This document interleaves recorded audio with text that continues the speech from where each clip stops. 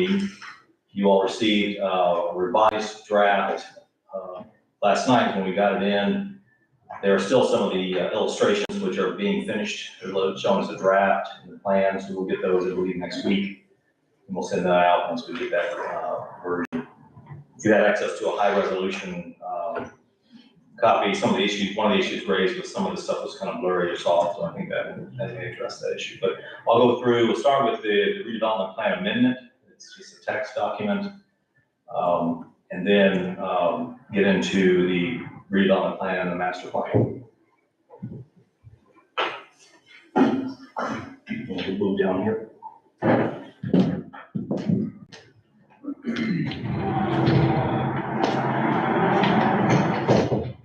So the issue came up about amending the redevelopment plan. We're actually keeping some of the 2018 plan. So I do have, we want to start with that.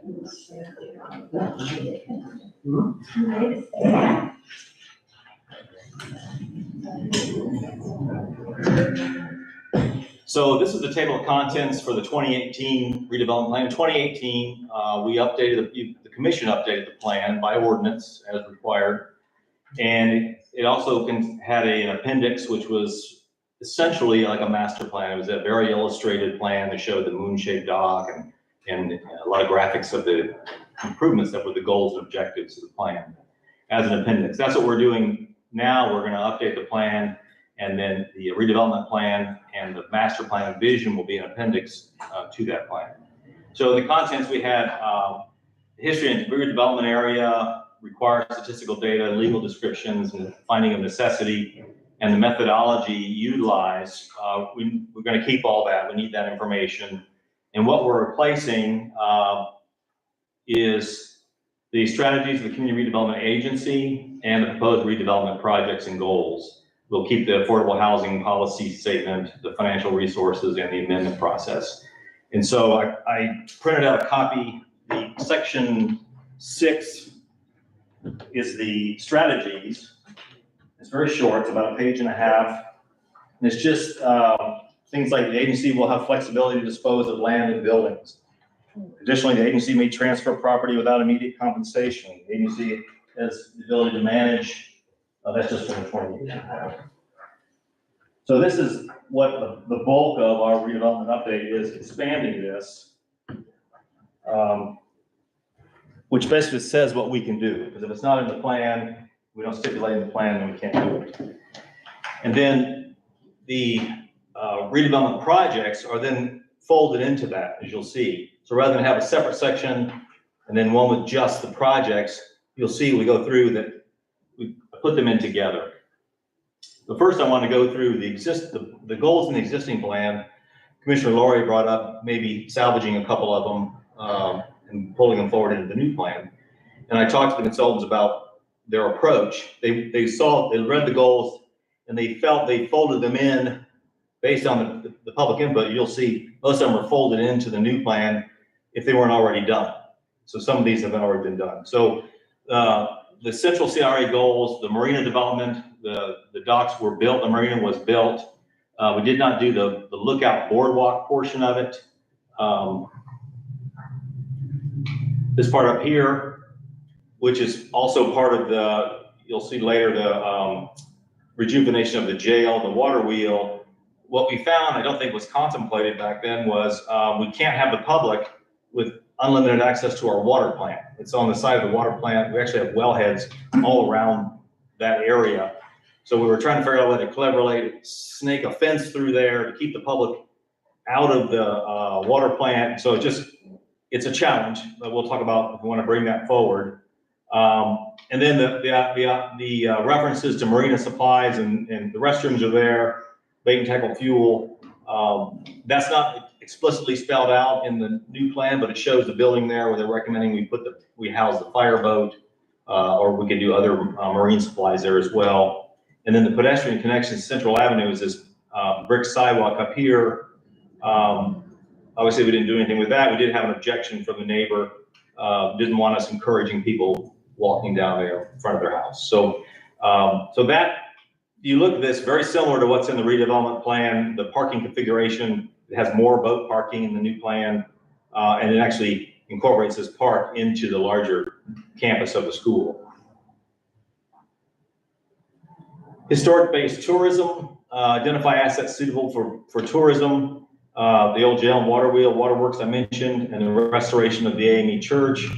And we're actually assisting with the restoration of Jethro Baptist as well. The comment about this was, what's in the new plan is do a historic preservation master plan, which would identify these types of things and create a implementation strategy for them within the historic preservation master plan. So we can move these, place these in, which you'll see I did textually, or it'll be part of the master plan, the historic preservation master plan. So the Miller property development, Market Square, this had some illustrations, and particularly a hotel use with possibly even an apartments on the top of the hotel. We show it more generically as a mixed use project. Main things we want commercial on the first floor, residential above, whether that's apartments or condominiums. I think the market will determine that. So it's a similar illustration, but we actually have a public space back here to preserve those two giant oaks that are back there on site. Downtown streetscape program, we don't have this level of specificity in the new, we've been implementing this plan in a few places, and we don't show it as comprehensively. You just see it in the illustrations. It's not called out as a plan, like let's create a streetscape plan and then let's implement it. It'd be a multi-million-dollar project to actually implement a whole streetscape. So it's in there in the illustrations, but it's not called out as a to-do item. Basically, I think what we put in the implementation strategy was continue putting this in as we go. So what that would mean is both our projects where we put in new fixtures, and if someone develops like the Market Square, we make them comply on the frontage with the design we've already begun. Downtown marketing promotional. This is covered in the implementation strategy of just supporting the special events calendar and the activities that are going on of ourselves and our partner organizations. Because we have a promotional calendar and we have developed a logo. So most of that was done. It's like an ongoing effort now. The downtown parking program, this carried forward in terms of those illustrations showing where parking and parking counts, what each project would add in terms of total parking added. Promenade and design review. This is something, this is in the Land Development Code update, and this is something that we implemented, but we didn't use it yet in terms of design review. We haven't had construction in the downtown area in the central CRA program area. And then the Lakesdale improvements, none of this was brought forward. It just talks about improvements generically, and that may be just more benches or bollard lighting or other more trees, but we did not talk about any kind of play structures or exercise structures for Lake Stella Park. Facade improvement program, that is carried forward in the implementation strategy to continue that program. Vacant land remarketing, the way we phrase it in the implementation is to buy those pieces of property that aren't moving at some point and try to convey them to a developer who's going to do something with them, something specific, not just somebody else will sit on it for years to come. And then there was vehicle traffic improvements. We basically keeping the same street grid, the new plan, except reopening Cypress Avenue through the campus. We show that.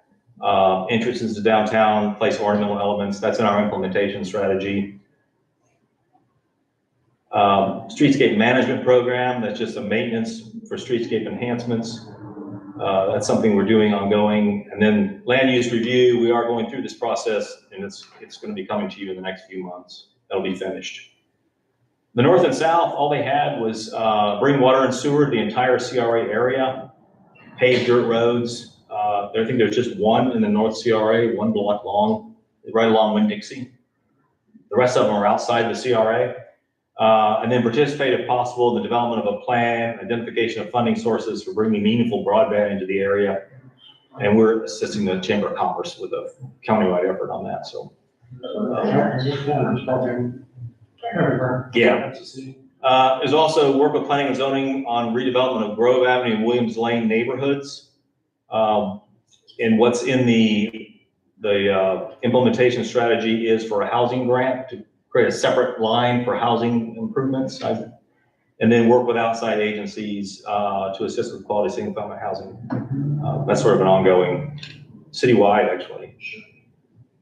And then finally, provide facade grants, in-kind assistance, et cetera, which is, again, was brought forward in the new plan in terms of the facade program and partnerships. So those are the goals. I think most of those were incorporated one way or the other, whether it was the preservation elements would be part of the master plan, historic preservation master plan.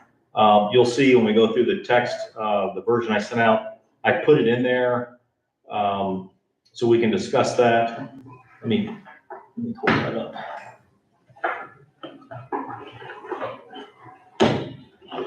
So the first thing underlined is new text.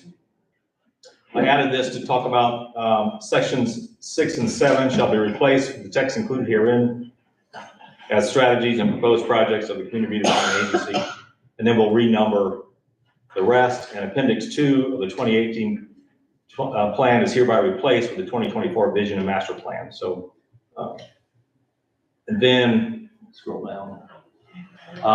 We had a number of any corrections that were just spelling or typos. I didn't underline those for you. Let me see if I can. So again, in each section is divided in the 4 areas. It talks first about kind of the powers of the CRA. So the CRA can do grants, incentives for new business with examples there.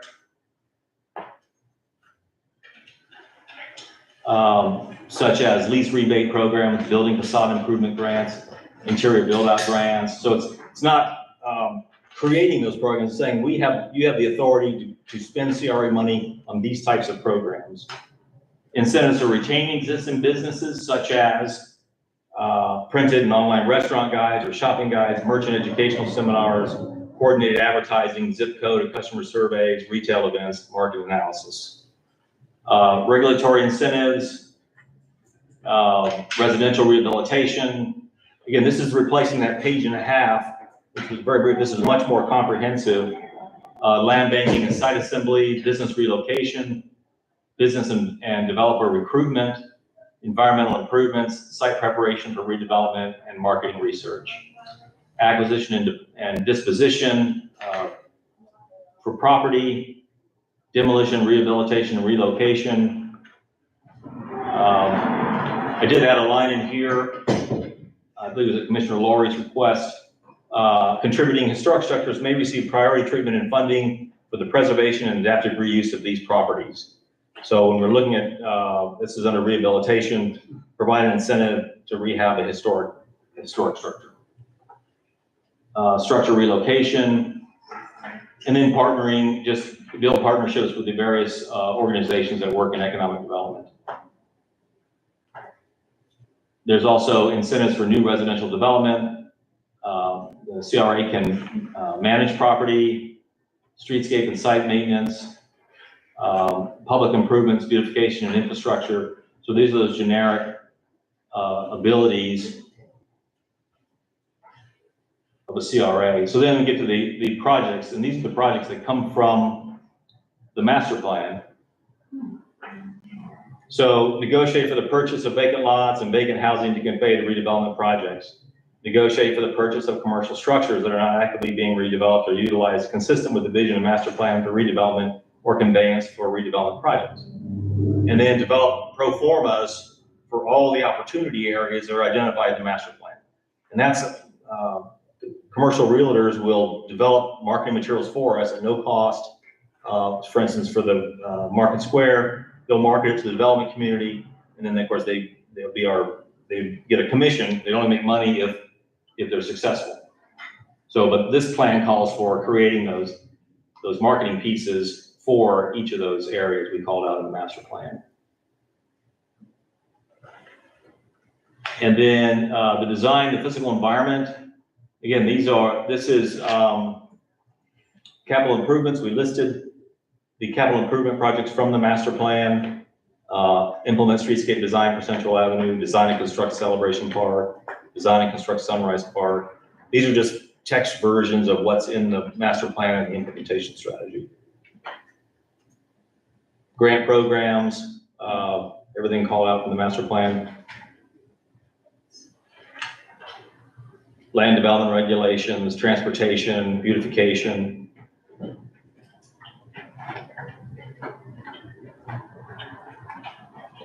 And then this is a new paragraph here, historic preservation, a series of paragraphs. So this came right from the 2018 plan, the exact text from there. The CRA shall identify public assets that may be suitable for developing historic-based tourism opportunities and improve connections between the water and the business district. And then it talks about the old jail and water wheel. And then the next paragraph is the AME Church at 508 Eucalyptus Avenue. So that's pulled right out of the plan. So it's your pleasure. We can just have it like this in the redevelopment plan. What we'll need to do is then add it to the implementation strategy to think about the steps, how we get that done. Because it's been in the plan since 2018, it didn't happen. So it'll need implementation steps to see it happen. And then this was at Commissioner DeVito's request, community policing innovations. This is just really boilerplate language. Community policing innovations may be initiated to target criminal activity within the CRA.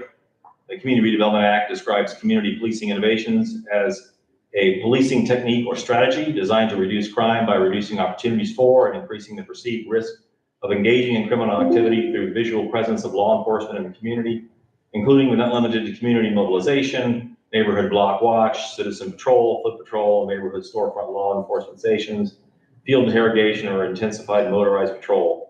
Community policing innovations may be considered to be funded by the CRA within specific areas of the community redevelopment area. Main thing with that is it has to be an innovation. So like, it can't just be buy a car and we dedicate a law enforcement officer to the CRA. It has to be, we put them on a moped or something new that's innovative. And then after the first year, it has to be funded by the general fund. It can no longer be funded by the CRA once it's been introduced. So if we want to get a Segway or something. Exactly. Put 2 officers on a Segway, we pay for it, we buy them, but then from then on, it's funded out of the general fund. And then promotion is image creation. So this is the marketing. There's a lot of stuff in here, marketing and branding that we've done. And we are currently limited from spending CRA funds on marketing. So I put this in here because it's been in every plan I've dealt with. And the hope is that the legislature will swing back and allow us to spend money. That's why we don't do fireworks grants anymore. We're not allowed to spend money on that. So, but if they change that, we have it in our plan where we can, and to me, this kind of makes it a work plan where we'll figure out other ways to pay for it. But it's part of a comprehensive approach to redevelopment. So it's just supporting the events calendar going on. We list the events, some ideas for retail events, dessert stroll or taste of Crescent City. And then finally, organization, which is kind of bringing everybody together, engaging all the stakeholders, lists all the partner organizations that are local here in the community. And then finally, CRA may develop downtown and US Highway 17 vision master plans and engage in any other planning efforts as deemed necessary by the agency to carry out the plan. And administration and professional consulting services. The CRA is empowered to fund all operational, management, and administrative activities of the agency, including but not limited to employees' salaries, benefits, equipment, supplies, software, and vehicles. The CRA is empowered to hire private consultants to carry out the plan. So this is an expanded version of section 6 combined with section 7. So before we go any further, I want to maybe have a discussion of the old goals list. Is there anything that we want to bring forward? I feel like everything was folded in one way or the other, but you may want to call out something from that old list that you wanted that we didn't get done. Any comments? I have a couple of questions. Okay. Then I do have some comments. Because Well, anyway, could you go back to the part, I can't find it. You said the line that you added at Commissioner Roy's request about historic preservation, use of funding. It's all underlined, yes. Oh, that, No, there was another piece, there was a small piece. Building rehab. Participate. I wrote a note on that, but I can't find where it is. Contributing historic structures may receive priority treatment and funding for the preservation, that's gonna be Top of that page. on the top of page Let's take 4. There, yeah. On One, page 4. 2, 3, 4, okay. part So- of the Right. building rehabilitation paragraph. Okay, building rehabilitation, the CRA may rehabilitate, blah, blah, blah. Contributing historic okay. So when it says contributing historic structures, it's not really spelled out that we're talking about the, historic district. So to me, that should be like a little more specific, and as well, don't we have the potential in the future to have local designations? Correct, we can add that specificity. Contributing refers to contributing to a historic structure, historic district, but I can add that specificity. Well, because there's two things, there's our current historic district, and then there would be, to me, it would be anything that's contributing to the current historic district, and as well, any other historically designated, Or landmarks. structures in the future. You could have landmarks, you could have local designations, or for example, you could have a structure that would be like Miss Morris's house outside of the, historic district that is a, federal or maybe even a state, or historic structure. So, But we wouldn't put hers in, we couldn't include that in. no, I'm just saying the category. Okay. That it would, Which just is somehow we outside need of to- CRA, outside of our CRA. no, it could, for example, I don't know which one it might be, but we could, it's possible that there'd be something outside the historic district that could become a local or other historic structure in and of itself. It might be in the CRA, but not a part of the historic district. Just be a little broader to make sure we're talking about all valuable historic And do you structures. wanna read the language that he's put on there, so see if that, Structures that are contributing structures in a national or local historic district or national or local historic landmarks may receive priority treatment. Yeah, something like that. I don't know that we're all the way there. And then, I don't know, in our grant program, we have this policy. This is a a question for the city manager or anybody else who wants to jump in. In our CRA grant program, we have the policy that we're not supposed to fund renovations that would remove the historic features of a structure. Is that something appropriate for this document? We could put it in there. I mean, it's already in the adopted grant program.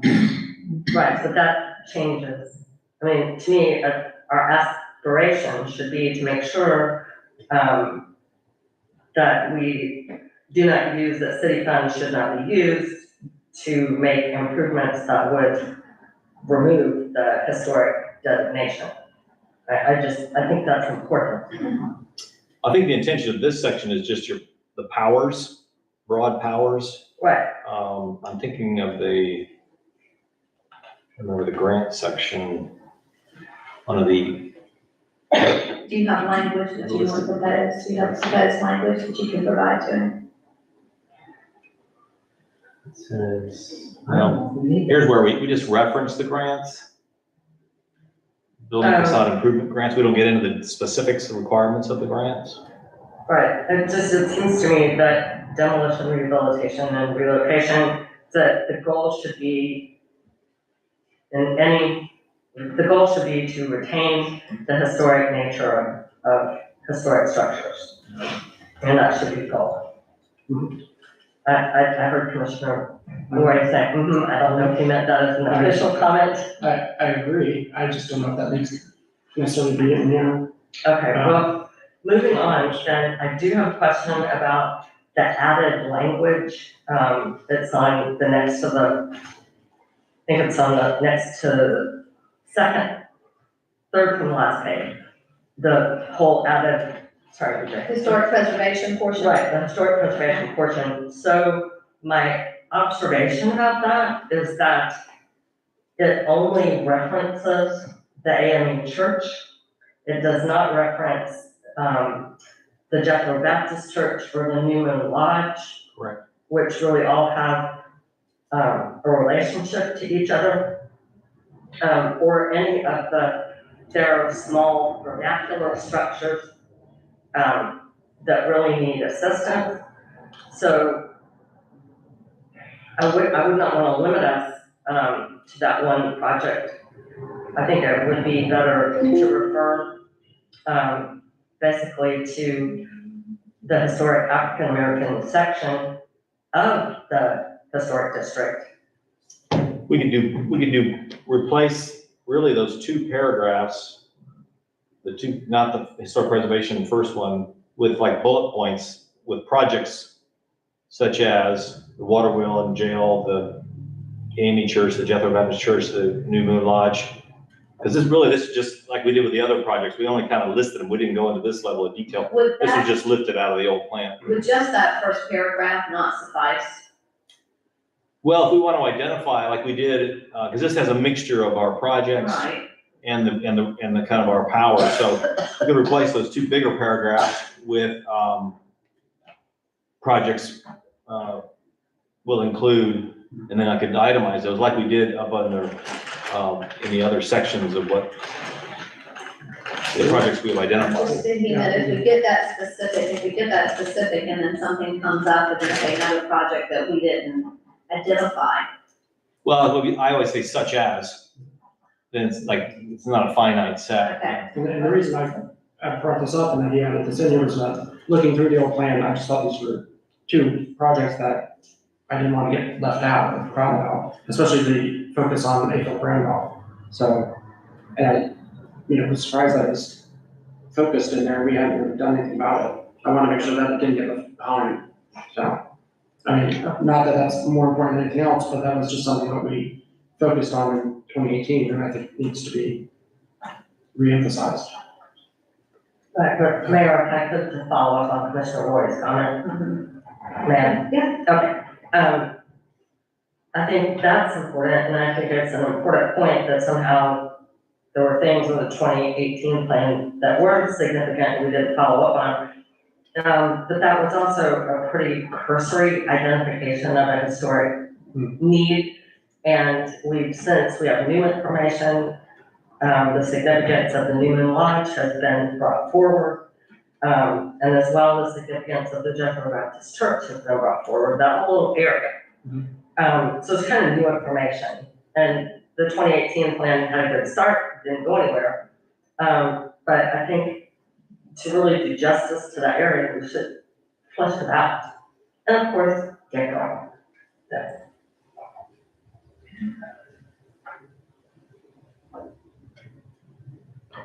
So I'm thinking replacing these two paragraphs with, like we did in the other sections, like projects list.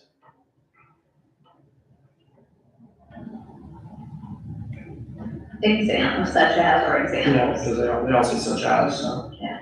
You just say, Where really the rubber meets the road, we putting these in that implementation grid in how many years, when we think we can tackle it, because then we can space them out. If we're going for grants for one building, we're not gonna be probably successful at the other building, maybe we prioritize them or whatever.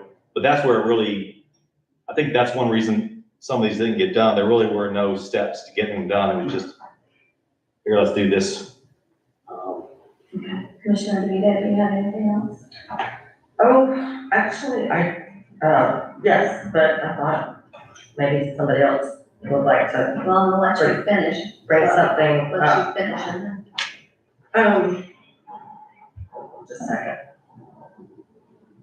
Well, one of my questions, I think the city manager has addressed, which is, there's quite a bit in here about marketing, which I agree we need to do, but right now, we're not really allowed to use CRA funds. That part seems a little bit outdated. We would need. We can still do marketing, we'll just have to use other funding sources. I think we should keep that in there, because like he said, should the legislature next year change this and say marketing, Right. because we have a lot of communities that have used this money for that are now at a disadvantage. And if we were to change that, if we have it in our plan. No, I'm saying that was the question that I had.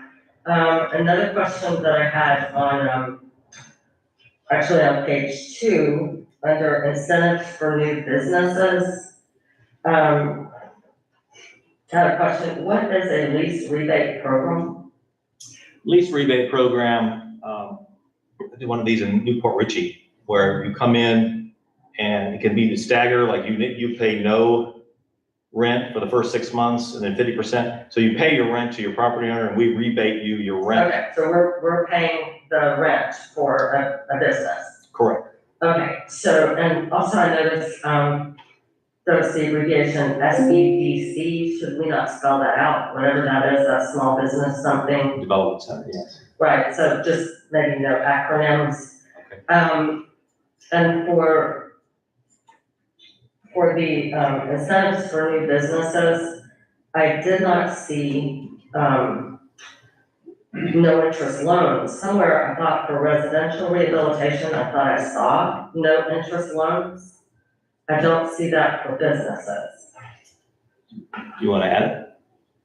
Well, the reason I bring that up is we don't have a lot of money, and I've noticed in looking at what other CRAs are doing, they are using, instead of grants, they're doing no interest loans where, the property owner pays the principal and the city pays the interest. And that makes the money go farther, and it makes sure that the property owner has some skin in the game. It's not a gift, but they don't have to bear the burden of the interest. It kind of divides the burden of rehab. So, that seems to be useful. And as well, can we get, just. Let me ask you. Sure. When you say that, there's different loans. There's gonna be the loan that they might get from the from the SBA, which is an SBA loan to start the business. Right. That's everything that they need. And then there, of course, and there's the building or the land, the brick and mortar loan. Which Right. loan are you referring to? I'm referring to brick and mortar loans, the shared loan is something that cities are doing with their CRAs instead of out and out grants for the whole thing. A bank manages it, and the property owner pays the principal, and the city pays the interest. So it's just a different way of structuring it, and it makes the money go farther. Yeah, we can just put it on the list. It gives you the option in the future if you want. Right, and then another option that I think is an option, but I'm not sure, is to actually give a tax increment rebate. For example, if someone does a significant renovation, are we able to rebate them the increase in the Yes. property tax? Yes. For example, if we had a restaurant that was bringing in tens of thousands of dollars in sales tax, and we could rebate them, and I didn't see that in there, the rebate of your, tax increment on your ad valorem.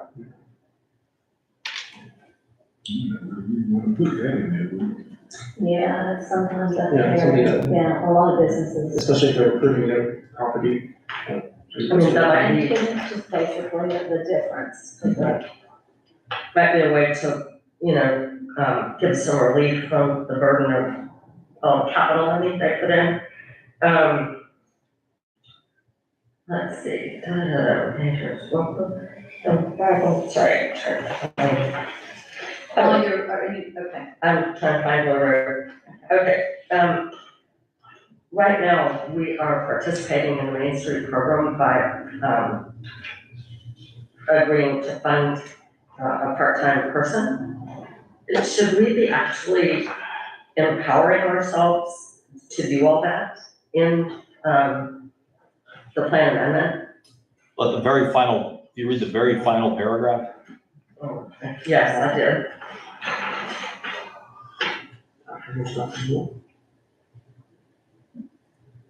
Are you talking about administrative or professional consulting services? Which paragraph? is empowered to fund all operational, management, administrative activities of the agency, including but not limited to employee salaries and benefits, equipment, supplies. Where exactly is that? It's the very last paragraph. On the very last, it's on the very last page. Well, but actually, so my question about that is, participating in the Main Street program and dedicating resources to it, does that really come under activities at the agency? I don't know, just to me, an abundance of caution. We can add it. I would think we would wanna authorize ourselves specifically to participate in the Main Street program to the extent allowed by law. And just to make it clear. You wanna add that to that paragraph, Charles? But it mentions also somewhere about partnering,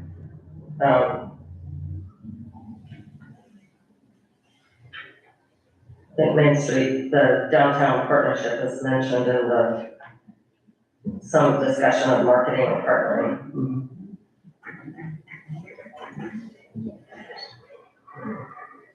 Do you have anything else?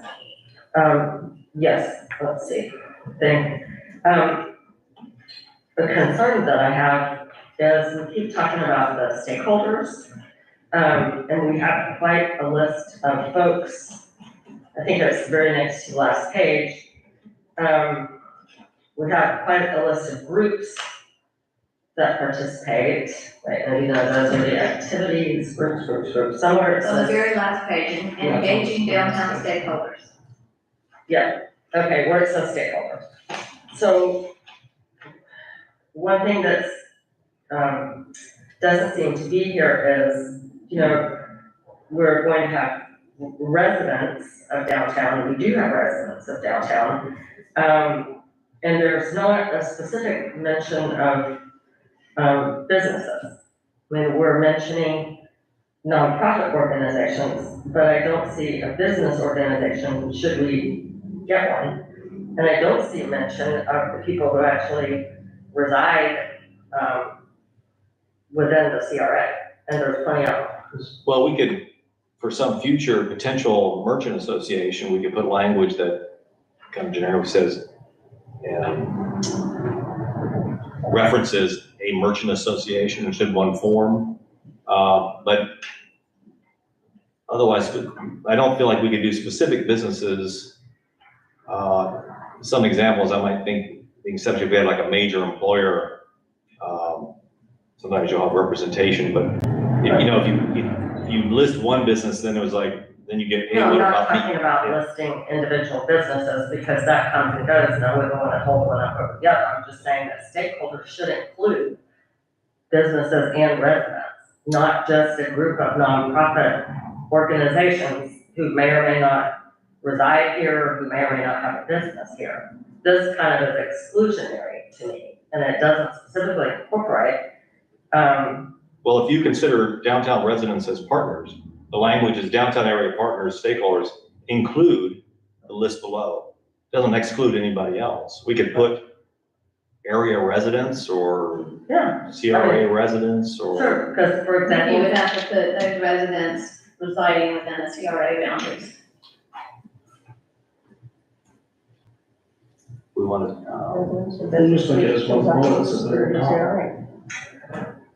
I mean, to me, it seems a little odd to include nonprofit groups who, they're wonderful nonprofit groups, I belong to a bunch of them, but all of a sudden how they get to be a downtown stakeholder over people who actually live there, does not seem to make a lot of sense.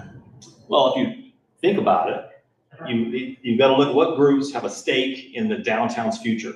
Either they operate there, they have a facility there, they conduct special events there, or downtown's part of everyone's lives. So we've got to have stakeholders, we've got to identify somebody. So we start with these organizations that are already formed, that are already working hard in the community. We say, hey, we want to engage you in the future of downtown. So that's the great starting point. We always have selected individuals who just aren't a part of anything who want to show up and participate. And I think we can wrap them in with CRA residents. Right, but you don't have to be a part of a group to be a stakeholder, under the general definition of stakeholder, and that leads me to my next question. So this community redevelopment plan amendment, this applies to all 3 CRAs or just the central CRA? All 3 CRAs. Okay, because we're talking a lot about engagement of stakeholders, but that's in the context of downtown. We have stakeholders for the north and south CRAs also, don't we? Such as? I mean, other than the residents and the businesses. well, those are stakeholders. I think this group pretty much nails it. Doesn't exclude anybody else, but includes these groups. So we listed everybody except the yacht club, and they'd be like, why aren't we on the list? So we listed everybody who's currently involved in our efforts downtown, either directly or through the events they put on or their physical location. And it also, this is literally, to my knowledge, I think every group in town. Right, but you don't have to be a group to be a stakeholder. You have to have an interest in the area. And So so, how do you want, how do you want the verbiage to read? Because like we said, we can't list all the businesses. right, but I guess So what I'm how saying do you is we want- should make it clear that residents and businesses are considered stakeholders in and of themselves. Add in businesses or just in CRA businesses? CRA businesses, just like you said, Yeah. residents, that, I think she's not seeing the point here. Not here, no, that would be a, Right, sorry. will that work? easier for, CRA businesses, yeah, just like residents. And resident. you already have residents in there. Okay. Yeah, I think that makes a lot of sense. Because then these people will know that they are included. Of course, I mean, on the other hand, as a member of an organization, gee, it would be beneficial to us to have people think if they want to have a say, they have to belong to one of those groups. But that's actually not true. So, you know, to be fair, Is there anything else? those were my main, points. Commissioner, do you have anything that you? Good. Commissioner Burton? Commissioner Moore? Time. I noticed that you took any of the playground, not the playground necessary, but the workout type equipment out of the, plan that was in there before. It didn't come forward for Lake Stella. Okay. Yeah, because all the comments about Lake Stella was leave it alone. But I haven't, and that was, I was very careful when we did all the public input that, this is from the public. Yeah. So there was nobody wants any of that over there, because I do think that to leave that in there should at some point, a lot of people use that trail. Yeah. And, you see that in other communities where they have, where they can do some minor little exercises. It would be nice, it would be, It didn't seem to come out of the public engagement.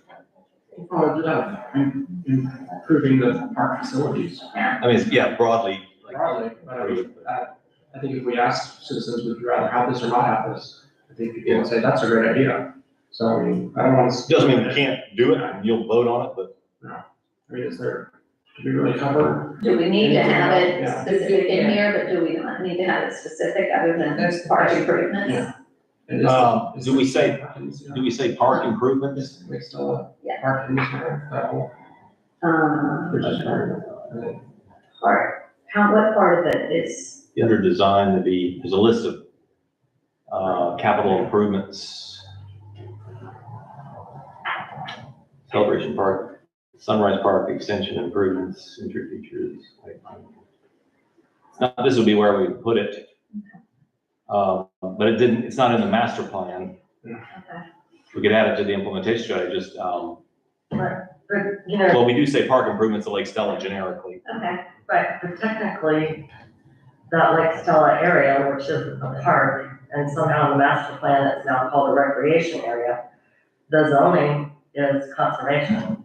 So I think at some point, you know, if you're gonna add too much to it, it's not going to be conservation, you're going to have to eliminate your conservation zoning and change it to something else. Conservation allows for passive and. Yeah, and some I'm not active very passive. recreational. Yeah, I know, but there's critical mass, you know, maybe we should get some, professional consultation or professional opinions on, you know, what it takes to make that conservation.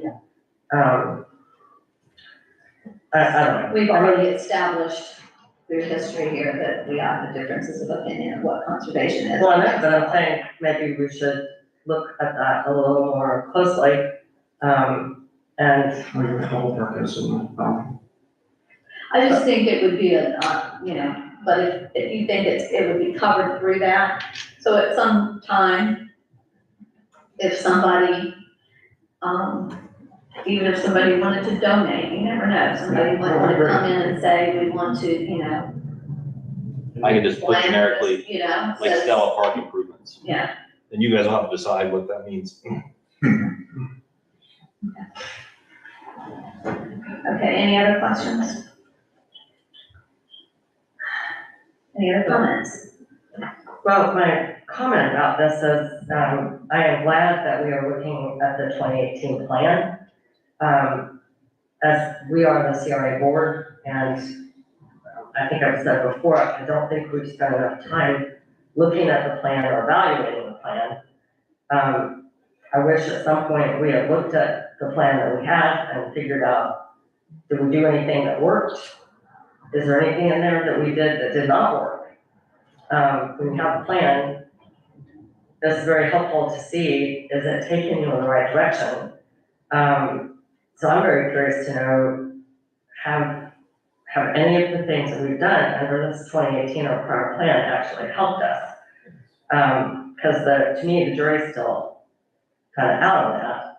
But ideally, I mean, it's too late now, but for future reference, it would have been helpful to look at this before we started the whole master plan process. We are where we are now, a lot of work has been done, and that's great. So that's just the comment that I have, that it would be helpful to look at where we've been and what we've accomplished with the prior efforts before we start out with a new one. But we're in it now and we're making progress, so that's good. With this being an update, Charles, with the marketing and branding, I had this as a comment that knowing that some of this that we've listed is not allowable currently, is there any criticism from keeping it in here? I don't think so, because it's our to-do list. Okay. We just can't fund it out of the CRA funds. I still think it's something we need to do. There's no criticism of that. Oh, and Mayor, I do have one more comment. Uh-huh. Especially since we're looking at this language about marketing and branding. When I look at our city website, which is how people can find us, if you look on there and you compare it to other city websites, I think our website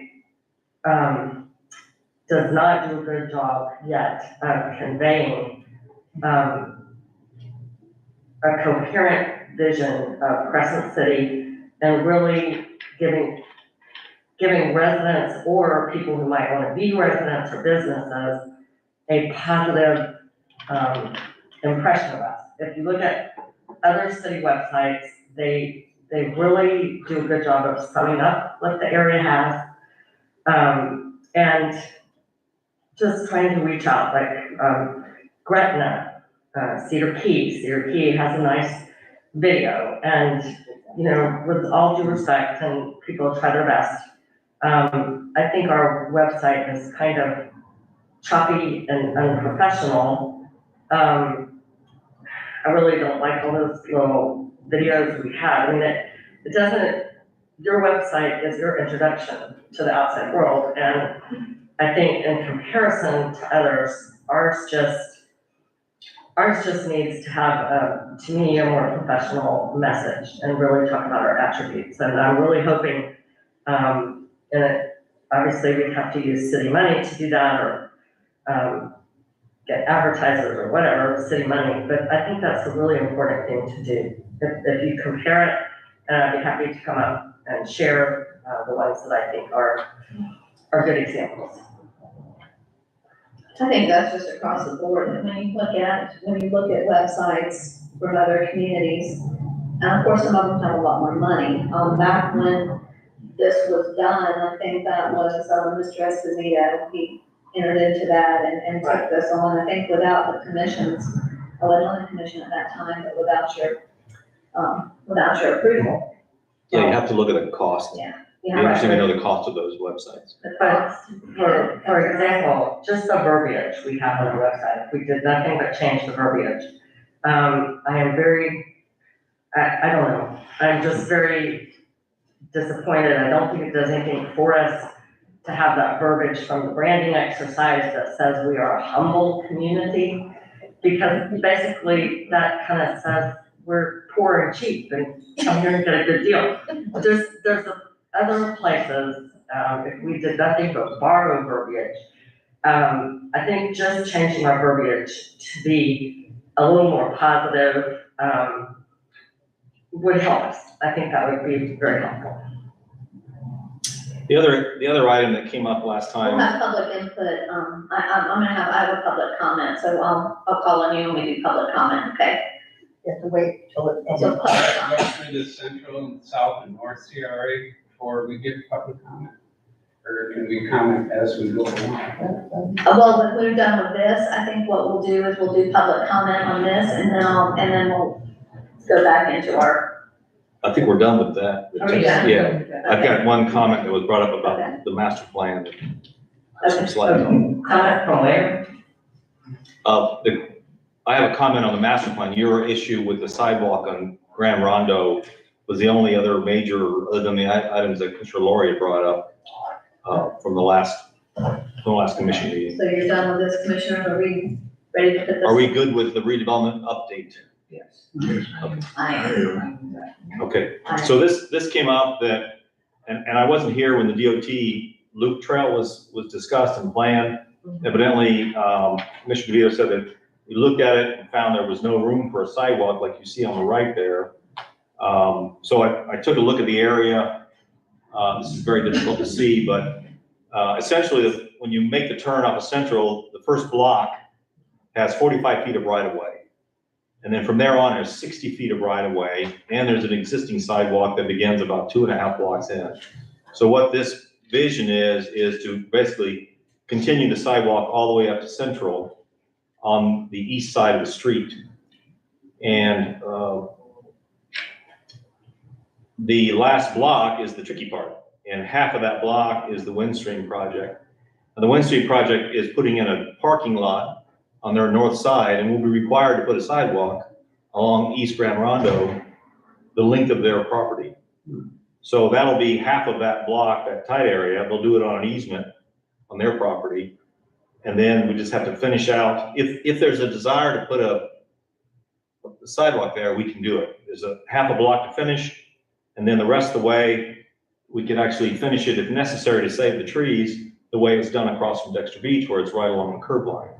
So it's doable, if it's your wish, if it's the vision to bring that sidewalk all the way up to Central, it's a possibility. In fact, we're gonna get a piece of it in the coming months. The first link will be done by Windstream. So that was the only other objection. Some of the other objections were the renderings, which are being redone. Some errors that were in there, we fixed all the errors and so forth. But I don't know if you had any other items you saw that you want to talk about today as well. I'm gonna go ahead and open up public comment just on what we just discussed, and then we'll go into the other. So at this time, I have, Diane Sykes, I believe she's the first, Yes. And several comments. she was the first one to submit her paper. And then we're gonna have Dan Dodge and then Michael. Okay, that's Are we timing them, Mayor? Well, I mean, it's a decision. That's a decision for the commission if you, It's a workshop. yeah, I think it's fine. We're here to hear about this. So, Could I? Open mic, it's open mic, Okay, Diane. all right. Oh my gosh, you have waited for this forever. It is open mic. Okay, and this is a workshop, not a commission meeting, so I hope comments aren't limited to 3 minutes. And we just said that, so we're not putting a timer on. I don't know who is aware of this, but in the 2018 plan, the then city manager, Patrick, based this plan on the University of Florida. They had come in and done this idea of what Crescent City could be, and that included that crescent-shaped dock. And it was getting close to the deadline, so Patrick didn't have time to do a whole new plan, so he just took that University of Florida suggestion and put that in as the plan. So, some of that's a little pie in the sky. That was my first comment. Buying property, I thought Crescent City wasn't in the business of buying property. So, if the CRA is going to buy property, where is this money supposed to come from? The tip, it would be the tip. I'm sorry? It'd be the tip. So it's listed in the body of this to give, they have the authority to buy property. And then it's in the implementation strategy, I think the way it's worded is if there's a piece of property that's just, like this building has just been sitting there, it's been 20 years.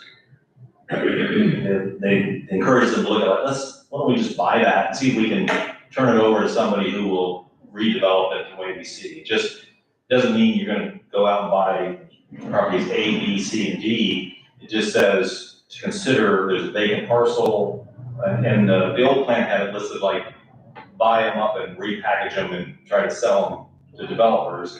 This just says if there's property that's been sitting languishing, whether it's building or vacant, consider just buying it. Use the TIF funds to buy it and then the increment, the tax credit, That's your- CRA funds. That's your CRA funds. So the CRA, where is the CRA getting all this money? Well, it'll either be in the bank or we can borrow. CRA can borrow funds. Or it can use the money it's got coming in every year.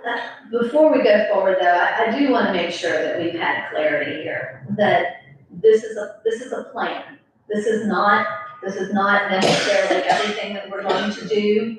This is pie in the sky. Dream big, okay, dream big.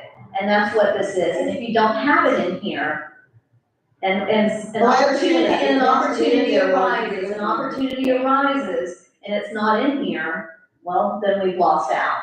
So as much as we can in here that is implementable, then we need to make sure that we have it in here. Okay. I just, you actually asked a pretty good question, where you said, where does all this money come from? And I think that you should, if you could give a very brief explanation, you said, well, it's TIF money. And a lot of people really don't understand what TIF money is, they don't understand where CRA, how that works into the CRA bucket that we have to spend. Yeah, okay. So, we'll use the central CRA as an example. So let's say the first year of the CRA, the base year, I believe was 1995. Let's say we collected $100,000 in property taxes for the CRA district. So historically, $50,000 of that goes to the county. Just since it's very simplified, $50,000 goes to the city. There's other little entities in there, but let's just say for this example. So that stays the same to this day. But let's say now we collect $150,000 a year in property taxes. That additional $50,000, instead of half of it going to the county and half come to us, it all comes to us. It goes in the redevelopment fund, has to be spent in the redevelopment area for things that have to be identified in the redevelopment plan. If it's not in the plan, you can't do it. If it's in the plan, you don't have to do it. But you can't do it if it's not in the plan. And the funding has to be spent within the district. The only examples where it can be spent outside is we can relocate residents. Like we want to buy their house, we could buy them another house outside the district and move them there. Same thing with a business. That's one of the rare examples that we can spend money outside of CRA. So if we want to buy property, a piece of property that's been sitting there for 20 years and maybe its title's all messed up, whatever happened, we can get a hold of it, we can buy it with those funds. We can rent property with those funds. We can buy buildings, we can redevelop buildings, we can build buildings, we can do entire projects with those funds. We're much more nimble with our funds than a city is in buying and selling property. We can buy property and give it to a developer. We can buy property and sell it to them the same price. We have a lot of latitude with those funds, and we have to spend those funds. We're not allowed to accumulate those funds to a big pot of money. We have to, every year we say, here's how we're gonna spend every dime of this money. And at the end of the year, we didn't get stuff done, we reallocate it the next year. Oh, we didn't buy any property, we had $50,000 in there to buy a piece of vacant lot, didn't happen. Next year we decided, let's put it back in there, or no, we're probably not gonna buy that this year, let's move that to grants.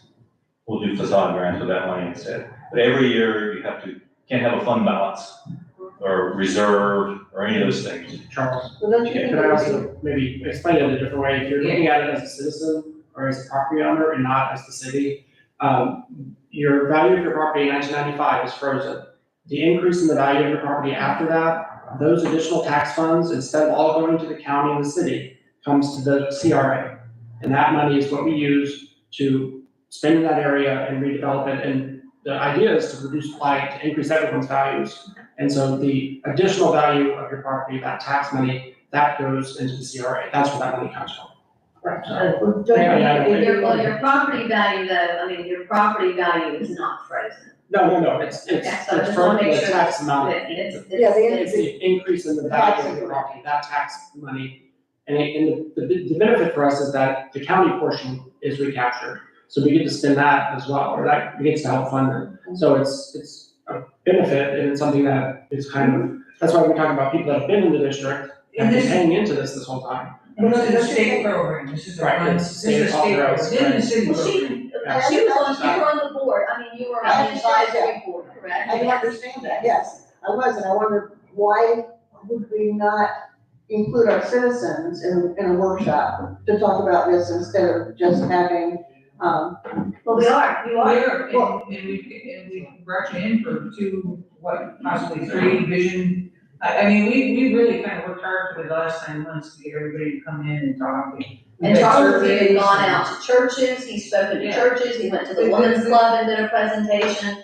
I mean, and had the opportunity for people to have input. Yeah. And basically, a lot of what this is, I think, a is, combination of it's that. an input from the community. It's not, an input not from And us. actually, even going back to that 2018 plan that UBEF did, I was in several of the visioning sessions. They actually sat there and talked to us first.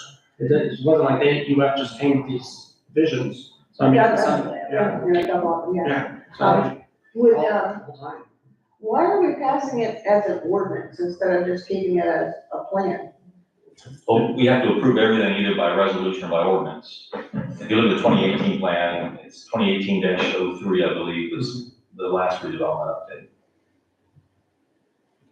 And Mayor, if I could jump in, I think that Diane Sykes, has brought up a good point about the 2018 plan.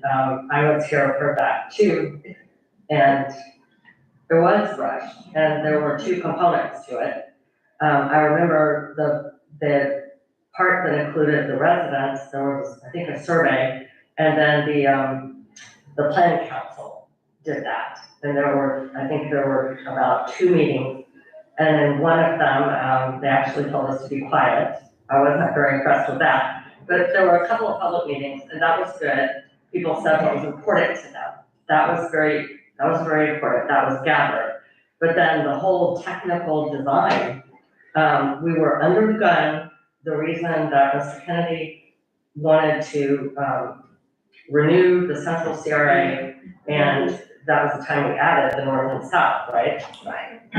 That was done under the gun, in a rush, because we thought that the legislature was not going to allow any further CRAs. And it was really done in a rush, and there was a contract for $40,000 with some institute at the University of Florida. And they did just pile all these things, and many of those things were not anything that people said they wanted in the citizen section. So there was kind of a disconnect in that. And then there was a lot of stuff, and it was put in there to, work on it, and then of course we had COVID, a couple years later. So, I don't know, I mean,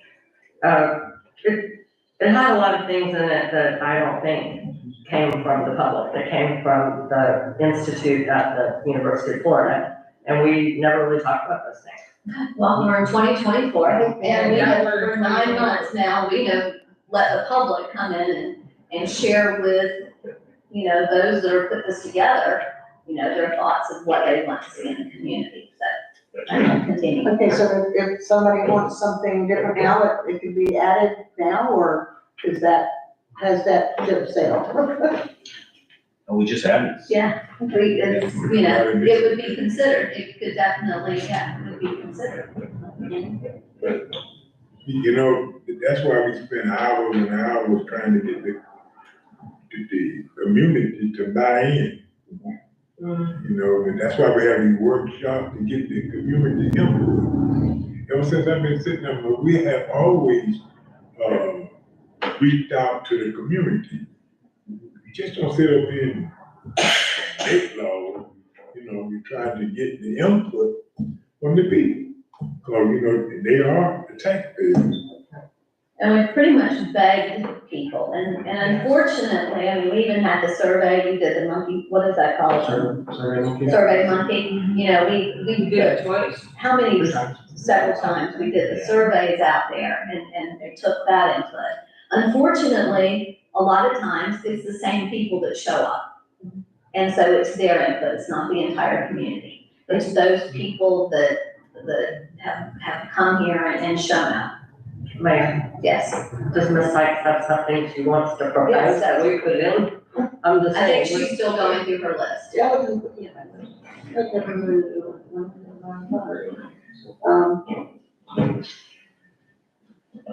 That's all I have right now. That's it. but Mayor, could I ask her? Yeah. Okay, Diane, did you have something in mind that you think should be in this plan that you don't see? Well, we have a sidewalk, we have, I don't think, I thought that I heard that there were gonna be changes to Fletcher Park, and I didn't see it in this plan, regarding changing the designation of the dog park. No. Okay, That was never discussed Okay. here. okay, then that was just a rumor that I heard. Okay, thank you. You probably saw it on Facebook, No, there is something about Fletcher Park in the master plan, but but it does not, It it does not doesn't change the Okay. dog park. kind of like they said, we're eradicating the peacocks. We are not eradicating the Yeah, I peacocks. couldn't find, I couldn't find that anywhere. Yeah, because it's not in the master plan, I have. So we are not eradicating, my daughter even called me and said, Mom, what are you doing with the peacocks? Yeah, You must have saw it on Facebook, okay, all right, thank you. where most people get their news in here. Okay, do we have, Mr. Dodge, if you wanna come forward? I know, and I thank you for the offer, but I didn't submit anything. That must be from another meeting. Oh. Okay, well, it was sitting here for Save you, it for so, another time. okay. Michael, would you like to come forward, Oh, please? Frank, Right up there at the running on it.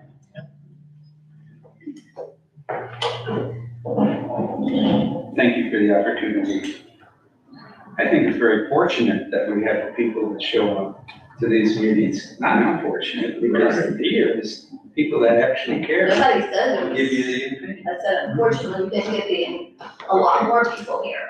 So my number one thing that I don't think is been addressed that, and any of these master plans or grand vision schemes, is throughout our city, the highway speeds.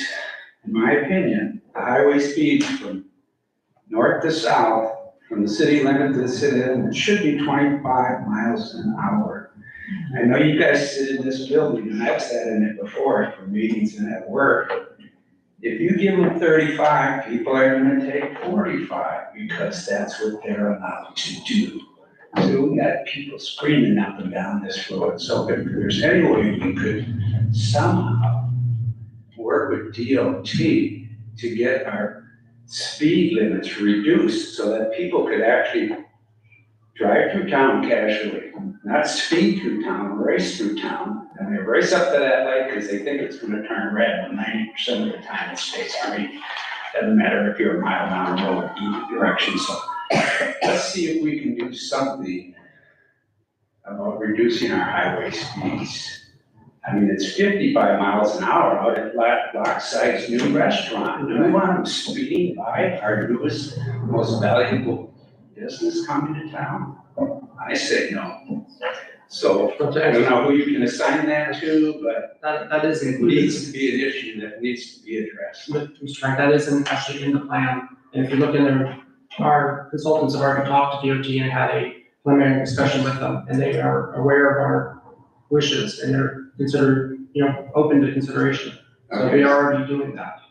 And so what's the next step in that action? They've scheduled another meeting, haven't they, with them? Well, the next step is to adopt the plan. Oh, yeah. Yeah. Don't we need to adopt? It's in those DOT, there's a list in the implementation strategy, DOT requests. Yes. So a traffic light, blinking light, speed limit reduction, mid-block crossings, there's a number of things identified. And so how do we get the next step in that action to actually get this reduction in speeds throughout town? We just have to make application, I believe. 308 would be to the county and 17 would be the DOT. Yeah, I'm So not we too have it concerned in on 12. 308, but 17 is where we Well, need to slow so- people down. So if you look at our implementation plan, the strategy, it's an implementation strategy is number 12. FDOT safety improvements, continue ongoing discussions with FDOT related to speed limit, crosswalks, mid-block crossings, street lights, roundabouts, and traffic lights. Okay, so I don't want to get bogged down in that. It's just something that needs to happen. We need to slow people down so they can appreciate our very charming city here. I think once we get it in the plan though, we'll have a little more, A little teeth in the game. yeah, a little bit more teeth to go in and say, this is what our people, this is what our residents want, is this to be done, and not just us knocking on the door all the time, kind of complaining, because I think that's what we think. And I think is downtown the land 30 miles an hour? I think it's 30 miles an hour. Apples and oranges because of the bike path. You cannot compare the two. I'm just saying that when you're dealing with DOT, I know if they'll take it down to 25, but maybe if they would at least Yeah. be Okay, willing to let Alright. it, as much as they can. Okay, moving on. I brought that up just because I was. Plus, the other thing though too, and then I'm gonna quit, but I do think that we do need a light at 308. I do think that we need a few crosswalks where if people actually have to stop, the traffic has to stop. I went through this when I first moved here, between, just kind of divvy things up where the traffic has got to stop more often than what it has to stop right now. That would help slow it down. The land has, block after block has A stoplights. stoplight. So I don't want block after block stoplights, but I think. But we do need to calm the traffic. Yes, we do And need one of the that. nice calming devices that we had that somehow we lost was that sign that told you how fast you were going. That will slow people down. Well, but for a minute. Then if nobody Well, does I'm just anything saying about that helps calm traffic down. So any ways and means we can do to calm the traffic. it, we need should something a little more put in. permanent. Okay, moving on to this new homage. I say no to the restoration of that. That thing is, and as an architect of over 30 years' experience, it's a huge money pit. It's falling apart, it's rotting, it's an attractive nuisance, and it's a liability for the city. We should not waste any money trying to restore that because someone thinks it might have a historical value, some way, shape, or form. It's gonna cost us quite a bit just to demolish it because of that asbestos siding on it. And if you walk around to the east side, that thing is rotting and falling apart. Heaven forbid, some curious kid got in there and hurt themselves. The liability we have. Or a homeless person goes in there and gets hurt or injured. So let's not do anything to that new homage except schedule it for demolition. It's an attractive nuisance and it's a liability to the city as it's sitting right now. But why you say that? Why I say that? Yes, how you say that? Because if you walk over there to the east side and look at it, it's rotting and falling apart. I haven't been It's there. got asbestos siding on which to mitigate this very expensive area. And to restore it, that thing has been so closed up for so many years, the sick building syndrome that's existing in there, the viruses that are germinating in there, it's just, you can't win. I'm sorry. I love old buildings, I love any building. But that building is gonna cost us money to try to restore. I'm all on board with restoring the churches, yes, let's do that. But that new moon lodge, no, it should be tear it down. And you'll be better off for it, and so will we. So that's all I have to say about that. I have 30 years of experience as an architect and a master planner there, so I hope you value my opinion. We have other architects that have a different opinion also. And one of them was RJ French and Steady, who was out there working in it and was one that helped clean it up and board it up, so I think you might have some people that would agree with you that have just as much experience. So How long ago was the building? that was 2 years ago. But he used in Florida, cities. Right. Well, that's- Yeah. With no ventilation whatsoever. Right. It's just a sick building, it's got a sick asbestos siding on it, it's just to mitigate it, to tear it down. And I mean, as far as your opinion of the historical significance, I think there'd be a lot of people that would disagree with you. So, I think that's why we are where we If are all those today. people would show up, then yeah, we could have a discussion on that. But I'm giving you my opinion. As an architect, my whole life, your time. that thing is a liability, accident waiting to happen.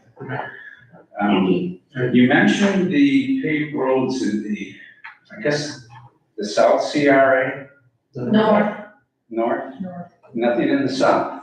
There are no dirt roads in the South Sierra. Well, there's a dirt road out at Lake Shore Drive, Chestnut, and Lake Breezy, that circle out there. that's not the CRA. It's not in, that's. We're working on the outside. CRA boundaries, that's not the CRA boundaries. Okay. Never mind that one. Just curious. Why the regatta didn't get any, publication notice on our city's website or city's Facebook page, the recent regatta the Yacon Club had. I got no love from the city or the downtown partnership for that matter. There's nothing on the websites, there's nothing, they had events listed, like 3 or 4 events. The regatta was in amongst those and it was left out. The yacht club works very hard for this city. We never got a flyer. That's I what, didn't was know there it a was flyer on happening. it? Did you do a flyer on it? We They've never been got. to CCDP, I'm not into the yacht club anymore, but I know that, everyone knew that the yacht club was having the regatta on that day. I'm just saying. I went down there. What, well, I was, God bless you. I mean, I did go but down. I'm just saying, that at our website again, Yeah. there was no mention of it. And talking about the website for today's meeting, there was no information packet on there. Whatsoever, so that we could look in advance, and we're coming in here cold, and I'm guessing you guys got that stuff dropped on you today. Cause We got it it seemed, last night, unfortunately. We didn't get it last night, so. you got it last night, so. Oh, we have been, it's just, Stuff like that, you guys should be able to get right. days in advance, not the night before the meeting, so that you can sit down and study it and go through it and make your notes, instead of just shooting from the hip right here. We have been working for a month. I spent quite a bit of time reading it. Well, just to be clear, It was, we were still sending them changes at the end of last week. Yeah. So they turned it around as quickly as they could. It's still not finished, you saw, they did, just to shoot it to us Yeah. because of the extent of the. they did a very good job. And I agree with Commissioner Vito, our city website needs a whole lot of love. When you first open that page, you You think get a you're whole lot going in, of, take a whole lot of money. So, well, that's something that might. it could be done pretty simply, just starting with the images. We've got this gloomy old tree, and we're not known as the city amongst oak trees. We're a city between the lakes. I'd like to see a sunrise over beautiful Crescent Lake and a sunset over beautiful Lake Stella. If we're gonna be touting ourselves as a city between the lakes, that's reflected in our website when we get around to correcting that. The simplest exchanging out photos is not gonna cost an arm and a leg. A click or two of a mouse. So, otherwise, that's all I got. Let's just not rush to failure. Let's give this a whole lot more time. Thank you. Can I come back up? Can I ask you a question then, Mike, if you would? When you say, let's not rush to failure, so what were your recommendations for this that we have in front of us that you feel that we rushed on, that we're rushing on? Because all I heard from you was that about the speed limit, really, that, Speed limit and Newman Lodge. Yeah. so is there something else that you're concerned that Well, we're I'd like rushing to see into? the New Moon Lodge taken out of whatever the goals or plans were for the CRA. Okay. That would be a I start. just wanted to make sure, because that's some language that's just floating around out there, is don't rush, don't rush. So what do we need? Because we need a master plan, we have to have a plan, and we haven't rushed this, we've been working on this I for agree, I months. was So agree. that's why I just wanted your input as to what you feel has been rushed. Because this is coming up to the next city commission meeting for adoption. Was that the last city commission meeting And the also? last one, we actually had this workshop in addition to Yes. slow down, Yeah, to to make slow sure it it's down. Yeah. further, So we, so.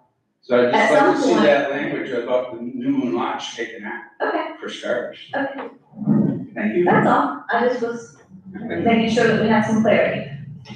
Okay, there were just a couple of other questions. Okay. Okay, if the city needs 4 or 5 trucks in the next 5 years, why are you not considering a fleet of vehicles? And that was something that someone else. I saw that, I believe, Ms. Peterson, she Yeah. sent that in to Karen. First that should do with the master plan. I think that's our capital improvement, which is different from this. I think that's what you're that's referring to as our capital improvement. We're working right now on our master plan, not the capital improvement. There'll be another workshop for that. Okay, is there an implementation plan now available to the public? It's in the document that's been put out repeatedly, that It should be on it's on the website. it's in the packet. It's in the packet. I didn't see it. It's at the end of one of the final chapters before the appendix is the implementation. Oh, okay, all right. Mayor, can I get some clarification? Where is this on the website? Under meetings This and meeting? agendas, For this agendas and meeting? minutes, if you click on it, Okay, for today. yes, see, I can show you. Okay, but I'm just If saying, you when, click on agenda and minutes, yeah, but when, for this meeting, yes, and then you go Because to last this night- date. right, but last night there Just right wasn't. there. No, I know how to find that, but I guess what I wanna clarify is, people have been asking me for the last week, where's the information about the master plan and the implementation plan? And, because you sent out an alert, right? And it's under the agendas because we haven't, once it's approved, then it can go into a different category, but right now it's still an No, agenda item. no, what I'm saying is, my understanding, I looked yesterday, and there were no agenda materials for this workshop. Right, because we got it last I night. told you about it last night. Okay, so. And then- the implementation strategy is the same thing that was in your packet last month. Yeah, Right, so what I'm saying is, for this workshop, we could have put, I mean, I had no idea that we were going to have new documents. I was just assuming that I was supposed to come with what we had at the last meeting, and that we were going to continue our discussion. So, I unloaded it, you can go through it if you need to. It seems like at our last meeting, our last commission meeting, they said that they would have new documents. I remember we them had some, specifically saying. there was some typos, there were some certain things, Oh, yeah. and new illustrations Yeah. that we had talked about. fine, whatever. So, but I guess what I'm saying is, for the public, it would have been helpful, people had no point of reference. And then, I think another issue that we need to address, and I've talked about this with our clerk, and we might need some expertise from Commissioner Lloyd, especially for documents that are really big. It's my understanding that what we put up on the website for agendas, you can access the document, you can scroll through it, but we can't actually do a find. Yeah, it has to be. because of the way the documents are formatted at That's some a point. PDF, yeah. It's a PDF, and it has to be ADA compliant. But But that's that the way- aggravates me too, but I'm not, Yeah. people aren't supposed to. We be make the looking file at incredibly everything. larger to make it searchable. Okay, I mean, there's a way to do it, but. okay, because I'm mentioning it, because you're the one that brought it up in a prior meeting about making it. Yes, let Charles, Charles, do you wanna address So that? I have the high resolution revised version on the computer. We can flip through it page by page if you like. That's what we're here for. to demonstrate Commissioner, is that everything. what you would like to do? Well, I'll take a no, break, and then we can come back and do that. I would like to take a break, but I guess this just goes to the question that Mr. Frank had about putting things on the website, and then, I mean, if it's possible to make the documents easier to use, that would be great. If it's not possible, well, then we can't do it. And at any time, if you have a question, you always know you can come, and Karen will have it. She'll It's have it. always on my desk. It's always on her desk. Always. So for everybody that has some issues with that, it's always on her desk. Okay, no, I was just following up on Michael's. Okay, so I'm gonna ask, go ahead, Just I'll let you finish up. The last Diana. item, and this I'll let is you another finish up. that Ms. Peterson had, sent to you. The entrance signs for the town. What are we gonna do about that? They're talking about, this was a long time ago, large concrete blocks, and nobody liked that idea. So what are we gonna do to announce our town at our city borders? Is there any plan to have further discussion about that, another meeting, that has, citizen input? It's in here. It's in the. It's in the implementation. Yeah. So the implementation. It'll come to you as an agenda item. It'll come to us. I know Charles has been working on helping with doing some of the designs for it, to bring it for us and public for input. All right, thank you. We have, yes, ma'am. And I forgot everybody, if you would just introduce yourself, that was Diane's, Hello, everyone. My name is Sid Snyder, and I'm a member of the Concerned Citizens. And I just want to comment on the statement that was made in reference to, I forgot what the name is. Michael Frank. About the New Moon Lodge need to be demolished. I don't think that should be left up to a citizen to, well, you can say it do, but I think we need someone who's certified, and we've had someone there to come look at it. And I think we should keep the New Moon Lodge in our Black community, because a lot of these two-story houses and other buildings here in Crescent City, he may say the same thing about those, but those are historical buildings. So my comment is, we should not demolish the New Moon Lodge. Thank you. Thank you. And we, Ms. Snyder, we are under contract to have that building, analyzed and, renovation, conceptual design done for the renovation. So we'll know the facts about the condition of the building, within probably a couple months. Thank you. Sure. And they're a historical architect. Correct. They specialize in historic They specialize. preservation. I mean, they don't have to be looked at again. Yes, When public comment is concluded, you mentioned something about break, because Yes, I'm I will. in favor of that. okay, do we have anybody else that has comment at this time before we take a break? Okay. Seeing nobody come up, I'm gonna go ahead, we're gonna close out public comment. Let's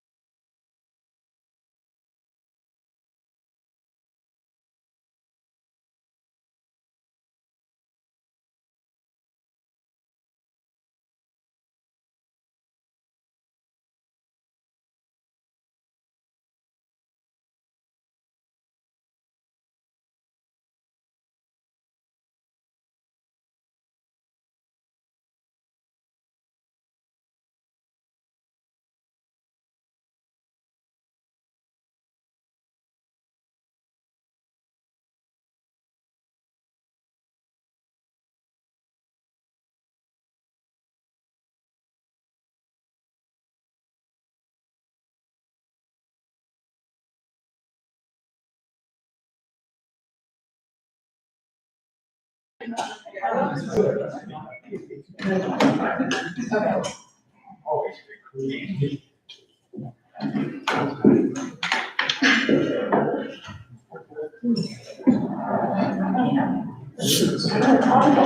more in the office.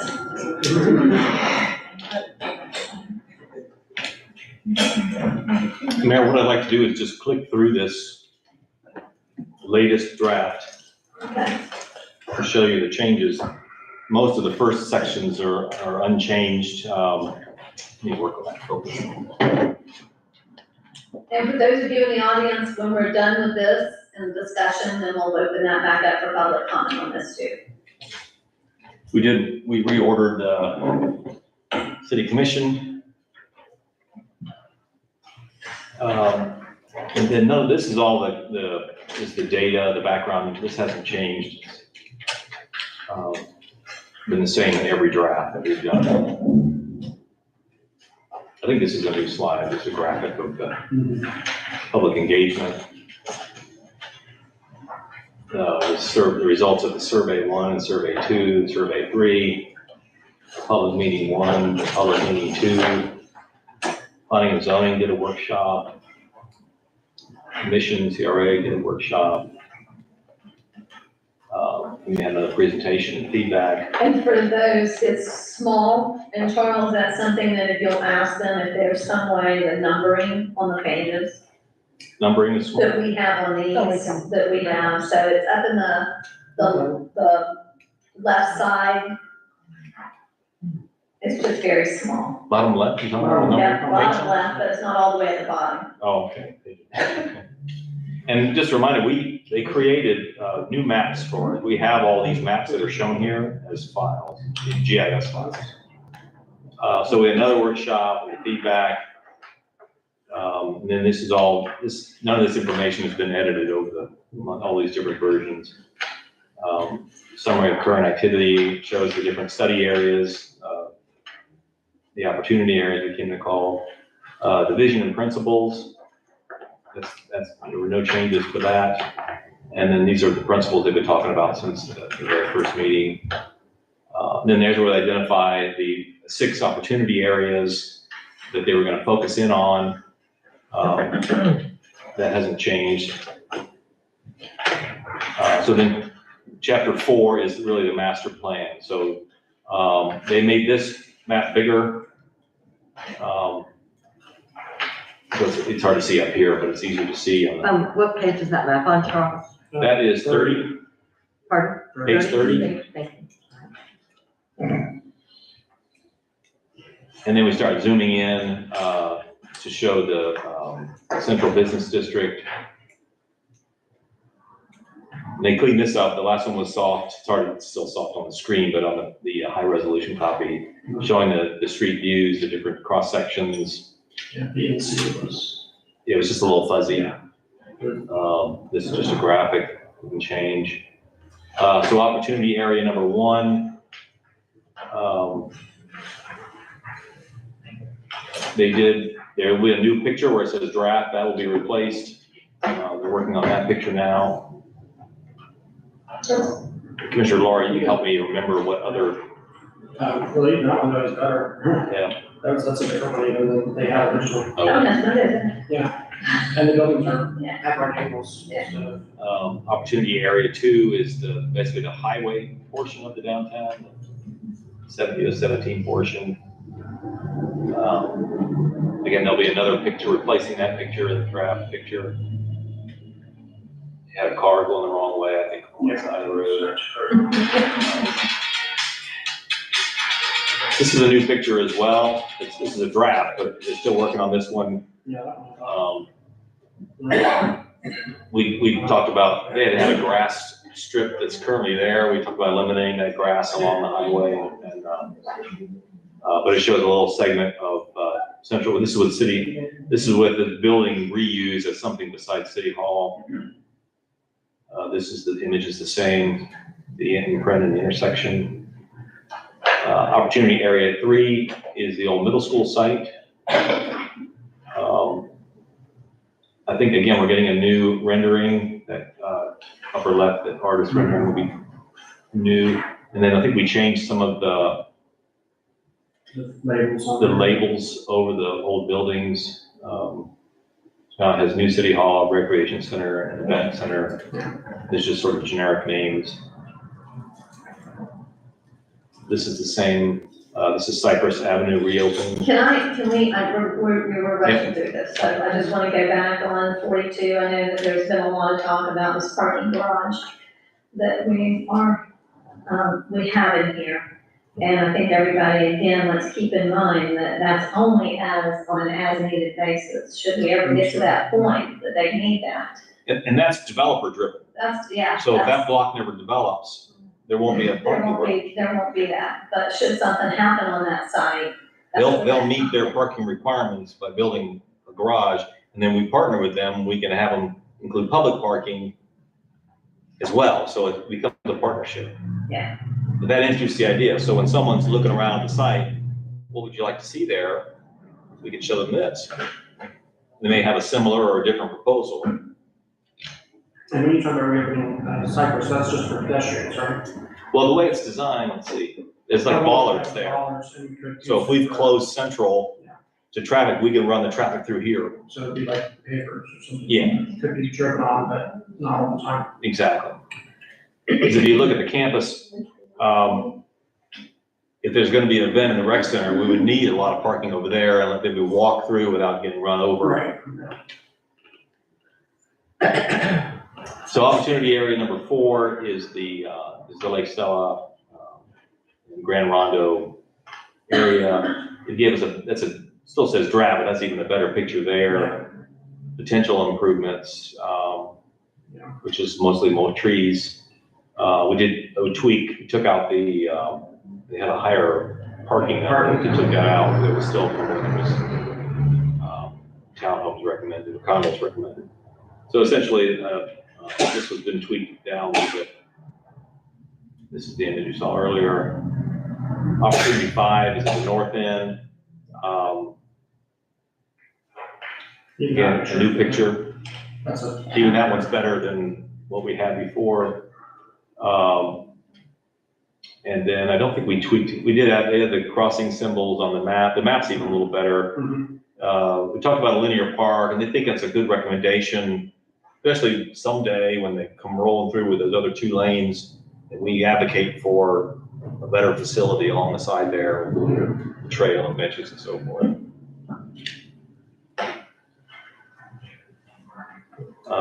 This image is the same. So area 6 is the south end. I don't think we had much edit to that. Well, and I pointed out that they didn't talk about that.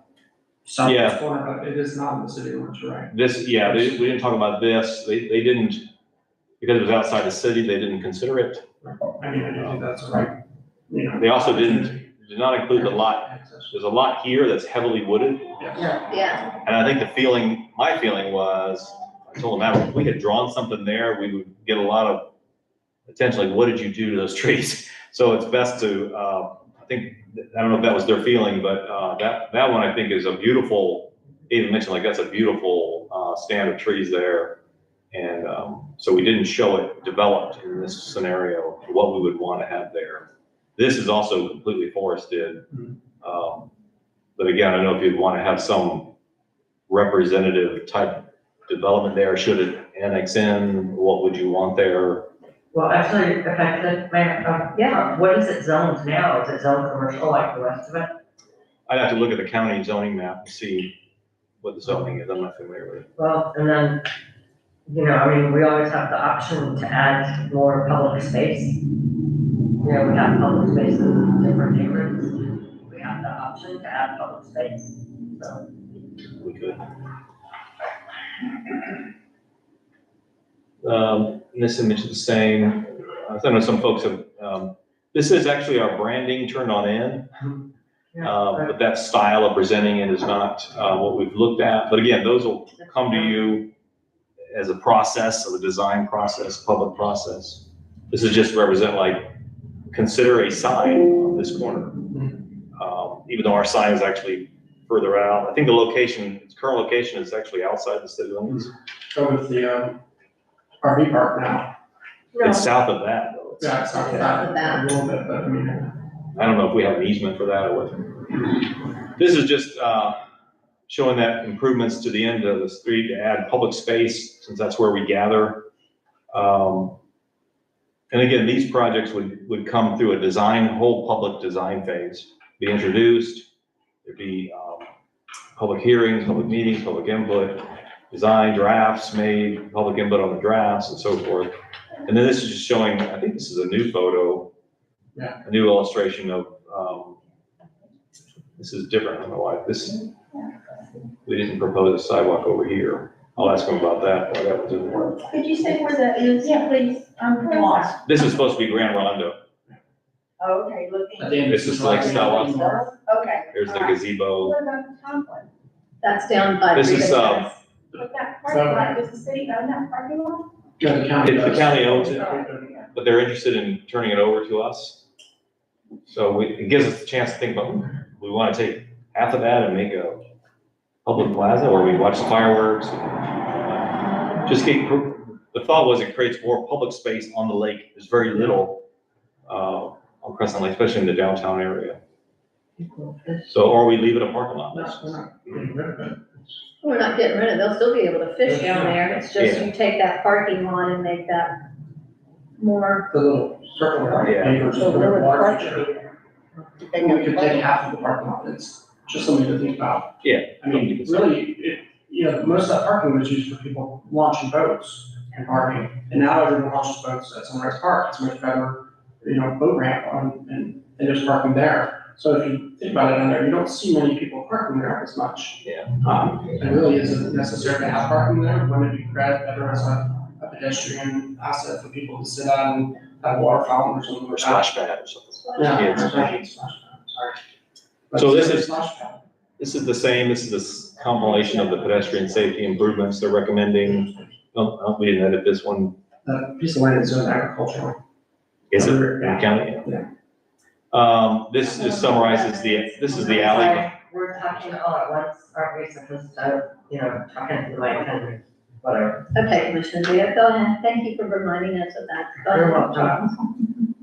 Go ahead, Charles. This is the activated alley behind, again, when this is no longer a city hall, to activate that alley, this is a summary of those improvements, events and promotions, a little list of what's going on in the community. Can I, just for a moment? Sure. Let's go back, for Mr. Frank's benefit, it's in here, recommended pedestrian safety improvements. Mr. Frank, and it says reduce speed limits throughout the city, speed reduction on Summit.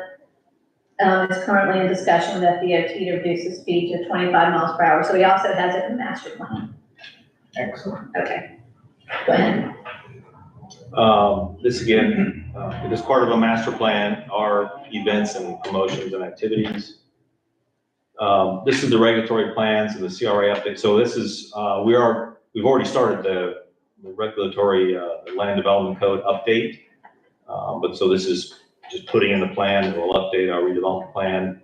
And there may be comp plan changes that would need to occur as development occurs based on the master plan.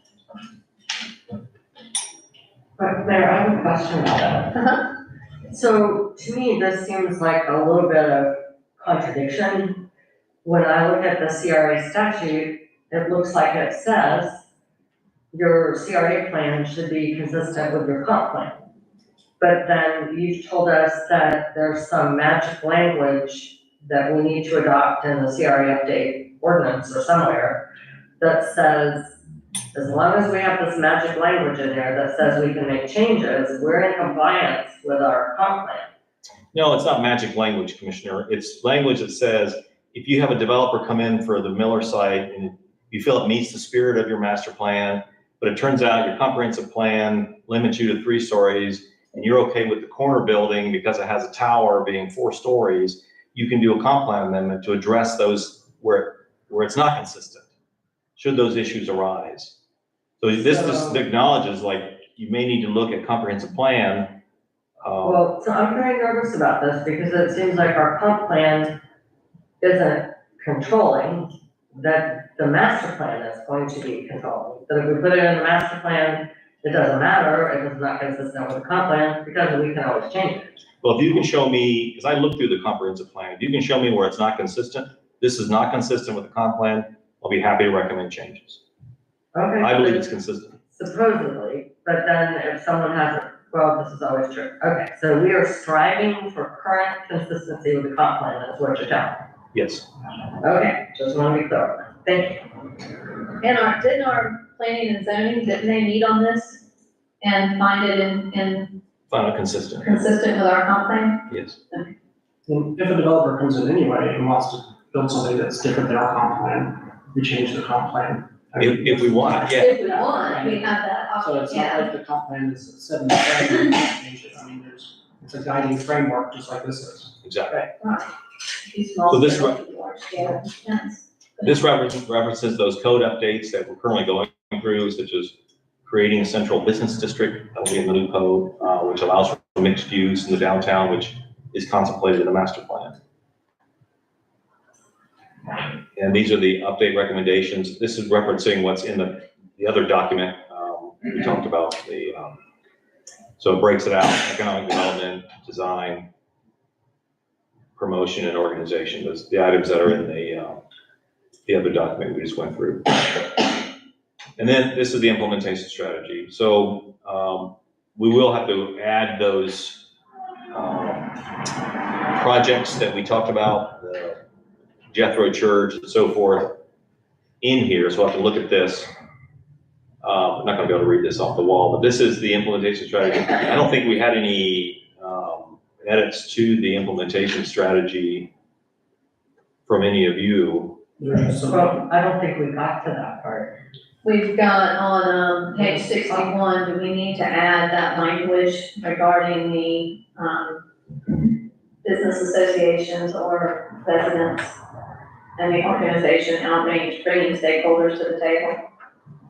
Oh, I can add that language in there. That's in the other document. Engaging with downtown stakeholders. Yeah.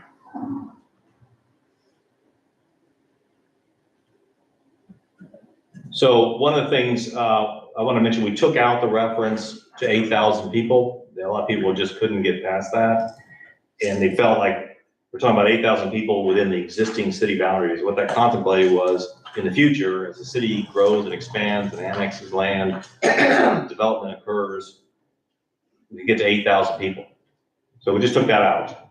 And we could also change these phases to short-term, mid-term, long-term, if you like that better. We're not saying, oh, this is gonna take more than 3 years. We can just say this is a short-term goal. Most of the projects are short-term and then 4 to 7 years. The CRA, the central CRA is gonna sunset in about 10 years. So we'll probably update this one more time before the funding stops, essentially. So I didn't know if you have, can't really go through it because it looks like I can read it off my screen. If you have issues with the implementation strategy, it's just a way to break down what we saw in the pictures and in the opportunity areas into actionable steps. So we may not have listed all the funding sources possible. Doesn't mean we can't pursue those funding sources. Or if it just says CRA will fund it, well, doesn't mean we can't go after a grant and so forth. And the numbers are not necessarily the order of importance, right? Correct. And then even when there's budget numbers put in there, it's just projections. It doesn't tie us down to anything. I just want people to understand that, because I mean, there's some things down here that, a number like 13, that would probably be more important than that, you know. But it's just, these are a listing. Number 13, the preservation, yeah, correct. Yeah, it's just an example. So like number 1 says project cost estimate $1.5 million. If we did it as a single project, all in one fell swoop, Right. potentially. If we implement it as development occurs and as we encourage development, then it's not going to be, it's going to be in little bits.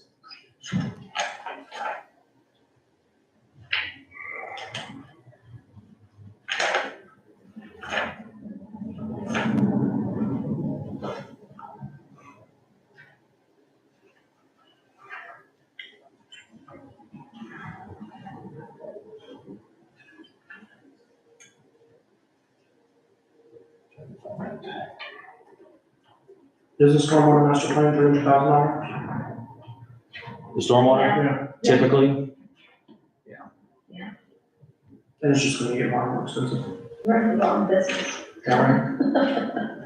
Well, that one is one of those ones that takes a lot of math and calculations, and you have to look at surface area of all of it.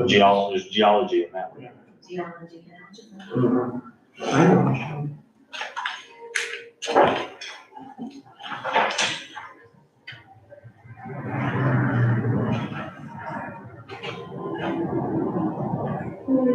Charles? I'm trying to pull up a better view of the implementation strategy. Mayor, while Charles is doing that, can I just share with you something? Sure. So, there was, at our last meeting, Commissioner Banks said we really need to talk more about this.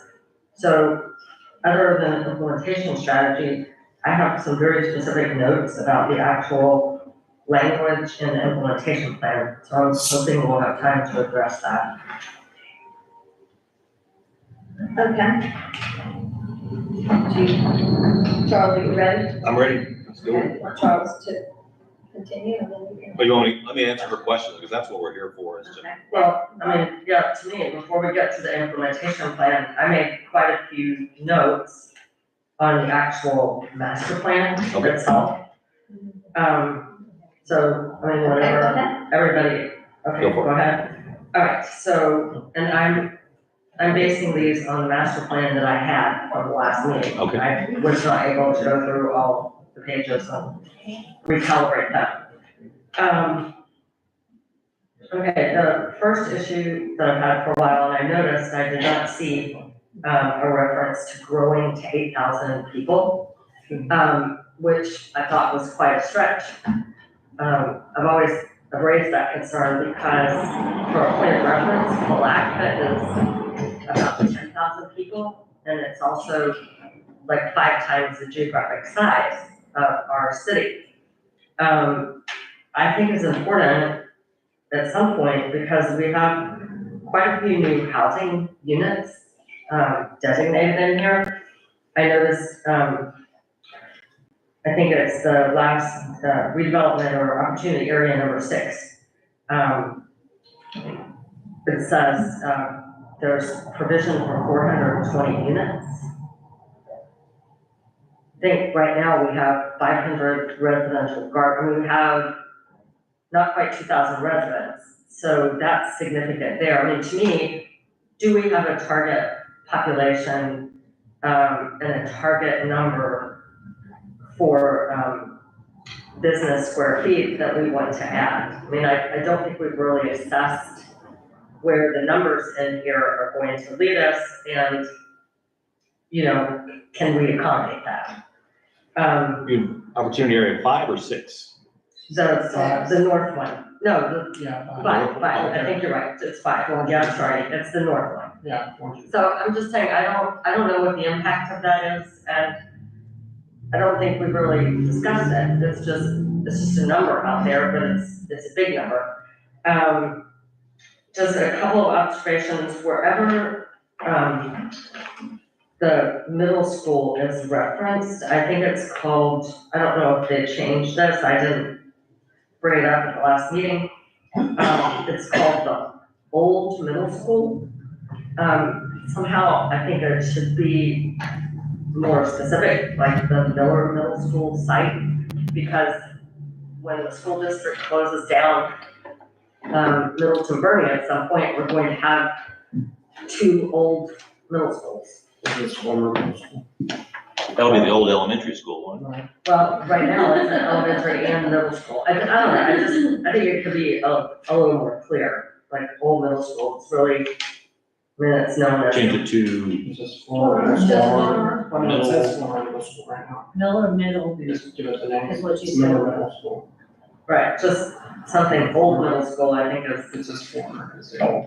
right, fuzzy, former, we've been referring to it as the Miller Middle School site. I didn't see old. It's just former. That's what I'm saying. Former, well, whatever, former. Oh, there's a big difference, old and former. Okay, Commissioner, well, I guess, to go back to your previous thing about the residential units, yes, Did you have a question in there? Well, my question is, what we haven't really looked at, we haven't talked about is, where does the addition of this many units that we're providing for in this area, and then as well, the addition of X number of retail and commercial spaces, where does that lead us? I mean, what's our baseline? What are we at compared to our baseline, and can we accommodate that? I don't really need an answer to that right now, but. Well, I would like to comment, because I don't think we have, a target population or commercial side, square footage. Right. I think what the value of this image is those big parcels are empty and developable and for sale. Okay. So if someone comes in across from Winn-Dixie and says, and I think there is an old condo project somewhere in City Hall. 17 acres. I'd like to do condos out there. We've thought about it. And so we can say, well, in our master plan, we kind of contemplated that out there. Let's talk. If they say, we'd like to put a campground out there, I go, well, same thing with the site down there, which would be behind the McDonald's. That currently is for sale. So now we look at it, we say, I don't see more condos there. We would change this. But if it's something we would contemplate, and what the master plan is recommending is these higher density residential areas to increase our population within the city limits, to bring us customers and the economy. We've already thought about it. With this plan, someone comes and says, would you contemplate me putting some condos or townhomes back there behind McDonald's? I say, yeah, we thought about that. In fact, we've got a plan that outlines that, and show us what you're thinking. Versus if they want something else there, we can go, well, we weren't really thinking that. Our preference is condos, so you may have a little tougher road. Doesn't mean you can't bring it in and propose it, but it's not what we contemplate. But we don't have like a target. Let's create a plan where we'll have 1,000 more residents or 2,000 square feet of retail additional. I'm just saying, I don't feel like we know what the actual effect of this is, and then what it doesn't take into account, my fellow commissioner says, there's a lot of property in the city that's not in the CRA, particularly in the center part of town, and out near Middleton Burning Middle School, where there is substandard housing, and there's totally vacant lots that already are served by water and Did you sewer. say Miller Middle School, substandard? No, Middleton Burning. Oh, Middleton. Right, I mean, we have, in the core of the city, we have vacant lots where there used to be houses, and we don't really have a quantification of how many, if those were infilled, and improved. I mean, I just think we don't have a clear view of where we're going with this and what the impact of drawing these pictures here. I understand what you mean, it shows developers that we have a concept of it, but this is our point. So I'm just throwing this out, and, Well, if you consider, when we finish this, we can revisit the strategic plan, which is citywide, knowing what we've envisioned for this corridor. We can look at those other areas of the city that fall outside, and maybe we have a housing component of our strategic plan where we infill those neighborhoods and. well, I mean, I think we should, but in a way, to me, like, I'm looking at city context, page 6, if I can just remember what I said. To me, this is really a little bit bare for city context. I brought this up a while back. They don't mention, for example, they talk about, waterfront lifestyle. They're not specific as to what that means. It says, well, the very first line, located in Putnam County and connected by US Highway 17. I mean, to me, that's like an incomplete sentence. Connected by US Highway 17 to what? So what language do you want to add to that? How would you want that to be rewritten? Well, I I mean, mean, that's what we're here for, is truly, to make it's, okay, changes. it's not my job, and we've never had this discussion before, because we only saw it for discussion at the last meeting, but we didn't discuss it. So I'm just saying, it doesn't say connected to what. It does not refer to our proximity to the St. Johns River. It does not mention 308. It does not mention the Wakulla National Forest. the state park at Dunn's Creek, and it doesn't mention the, this is a significant area Where are you southwest. talking about, in the On city context? page 6, yes. It's bound to see, okay. I mean, it talks about the Ocala National Forest, that's actually quite a drive from here, it's only. Development of over 4,000 acres in neighboring Willaca, so it does somewhat, I mean, we can't go into detail with that, but it does have Willaca in there. Well, it's got black in there, but I'm saying there are significant areas around here that I think are more, have more impact on us than, the Ocala National Forest. There's also the, Lake Woodruff, wildlife management area that actually comes almost up to the city limits, that's not mentioned. Anyway, then when you go to page 7, it says Old Florida Charm. That's very nice. It's just, it's my What would you like to observation. Pardon? What language would you like to see there? You know, nobody, No, I mean, I'm not, Commissioner DeVito, I mean, Yeah.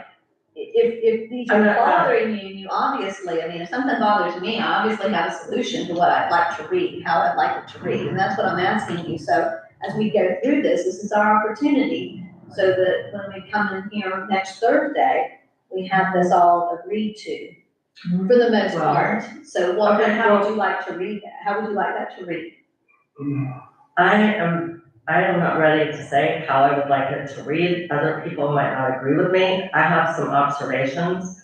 I mean, my observation is that we've had a lot of sessions with poster boards, but we've not had a lot of sessions where we've discussed it. So I'm gonna mention these things, and if anybody else wants to pick up on it, that's wonderful.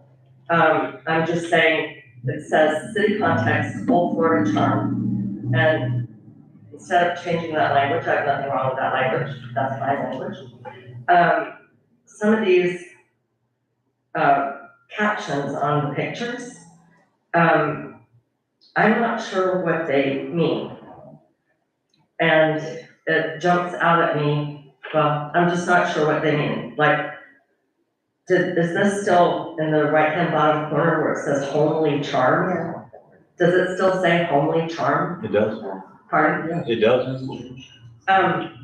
Homely is not a positive Homey, word. It should, if anything, would it be homey?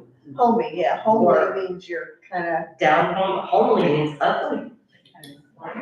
of negative. I don't, yeah, that's not a great word.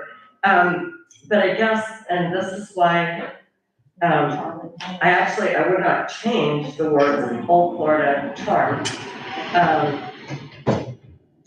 And this is the reason the cookie cutters are there.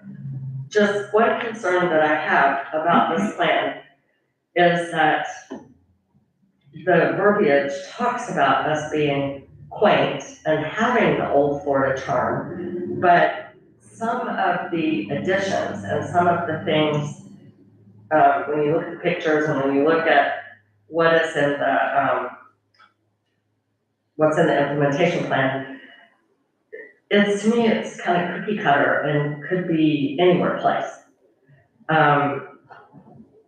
So I think we need to think about that, because when people come to Crescent City, I mean, many people say what a beautiful place this is.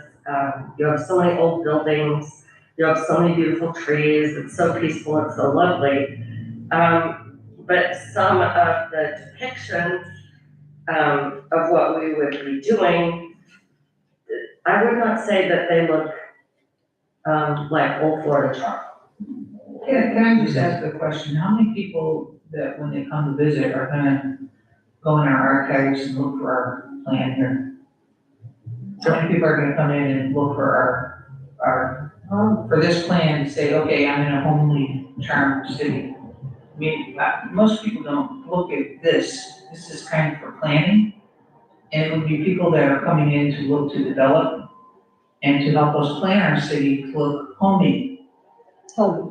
Okay. Homely As a homey city, so I'm not sure why you wanna change all of this, because I think it suits its purpose. And the purpose really is I think primarily for development. Okay, well, first of all, I certainly would not want to suggest to a developer, that we want homely charm. That is, I don't think any of us Well, want that. then I think we got That's- that. Okay, so, but my point about the plan overall, as we are contemplating adopting this, is that many of the images in here do not really depict Old Florida charm. They don't. Particularly, I don't know, well, for example, the entry features. There's just a couple things that stand out to me. There's pictures of these ginormous entry features and these brick structures. They're not really consistent with, the dominant architectural structures in the town. That's really framed vernacular. Yeah, so I have would be build a frame vernacular entrance feature as well. Well, I guess what I'm saying is, I don't think that it necessarily is gonna make us or break us to have this, a very large entry feature. An option that we might consider is, putting up historic markers to let people know when they're coming into town, north and south, that they're entering our historic district. I just want to say one thing. Hold on. No, I mean, we can go on and talk about each and every one of these things, just like we've been doing for 9 months, okay? How we don't like each and every one of these things, and it should be this, it should be that. The bottom line here really is this is a vision. Okay, people are gonna come in, we're probably, before we put up these structures that say Crescent City, welcome to Crescent City, there will be a meeting specifically on what that's supposed to be, look like. That's probably gonna have to go through zoning. You know, this is a vision. This particular plan is a vision. This is not a history book depicting Commissioner, Crescent City. I didn't say it was a history book depicting Crescent City. I said that they say Old Florida charm, but what is depicted and described is implementing Old Florida charm, which I think where they got that was from the public input meetings. So, So we're gonna change this to homey, so it's homey. well, I think that would be a help. And there's not, I mean, there's not a whole lot of other words when you go through this thesaurus, and that's what I'm doing, I'm never, that I'm going through thesaurus right now, I'm not checking emails or anything. But that would be homey, so we would put homey there, so Charles would need to change that, but I do believe that if you did old, the only other thing at the time was Florida charm, there's not a whole lot of more words that really. No, I said, I like that Fit that. part. My But point when is, you look at this, though, But it's. I'm not talking about this page, I'm saying, when you go through the plan and you look at the physical features that we're showing to add, they don't necessarily create that, environment of Old Florida charm. So I'm suggesting, instead of focusing on a big entry feature, that we put in something, well, if we're gonna put an entry feature, it should be more consistent, and B, we might want to think about emphasizing, the fact that when you come into town, particularly from the south, you're entering the historic district, you can mark that. Somewhere in here, there's an error. There's, I think, Central Avenue or some street that's not it, is referred to as Lakeview Avenue. I've lost wherever that is, but there's a reference to Lakeview, and they're not, Lakeview's not in a CRA as far as I know. All right.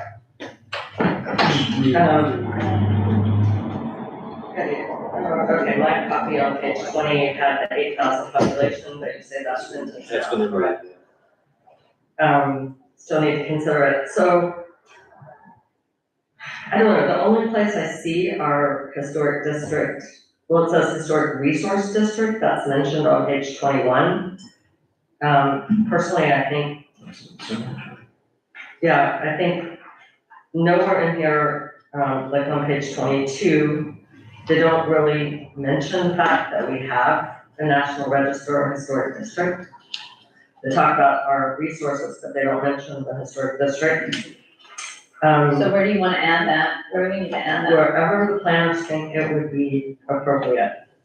add a reference to the National Register. Well, I mean, that's one of our assets. I'm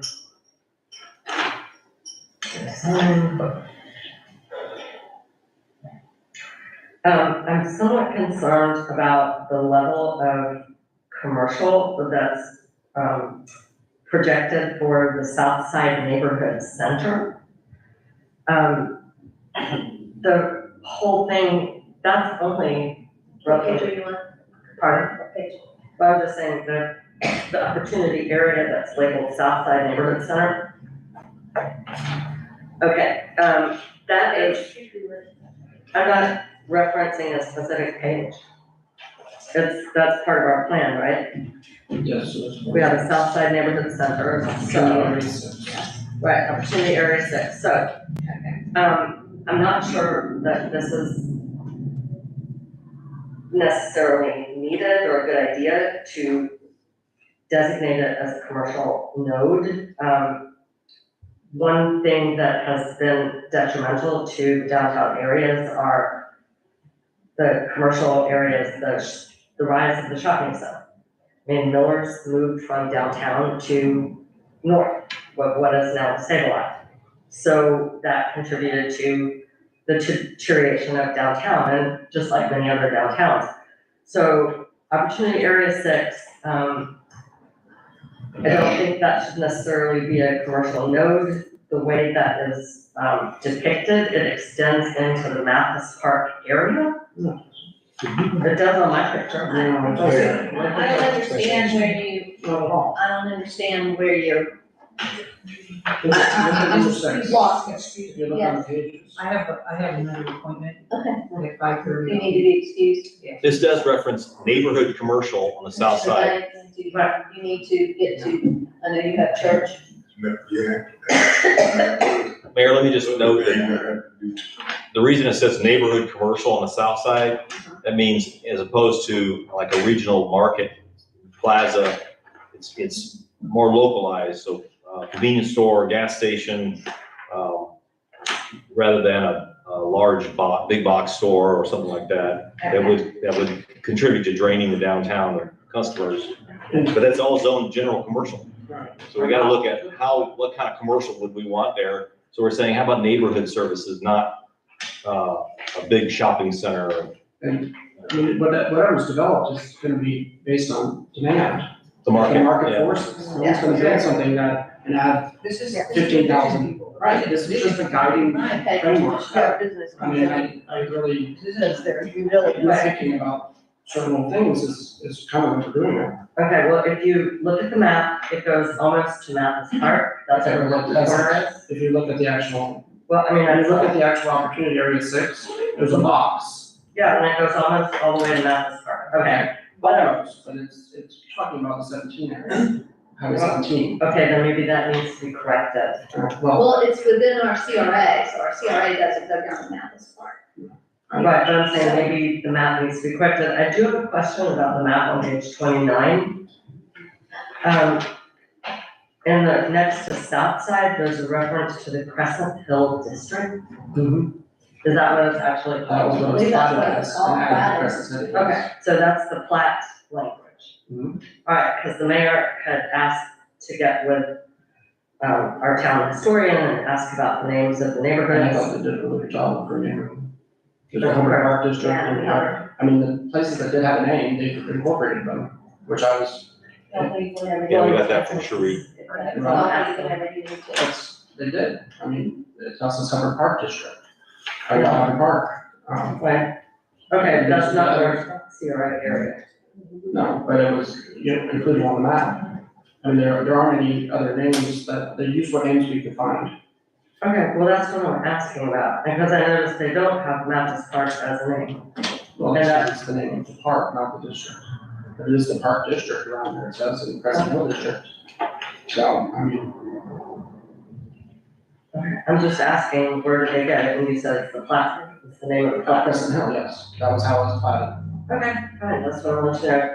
And then, my other observation about Opportunity Area 6, I believe there's a reference to activating or expanding Fletcher Park for the use of the additional residential in that area. That would be six. So something's happened. Oh, sorry, I keep mixing those up. Five.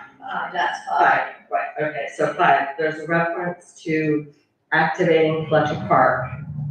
I'm not sure, Fletcher's Park upgrades with amenities for families and children. right, okay, that's the part I'm addressing.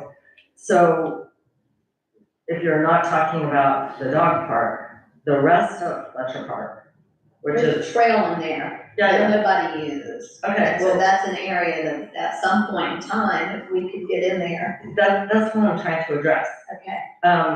For an area for literally hundreds of families and children, I've been in that area when I was on the tree board, we walked the whole thing.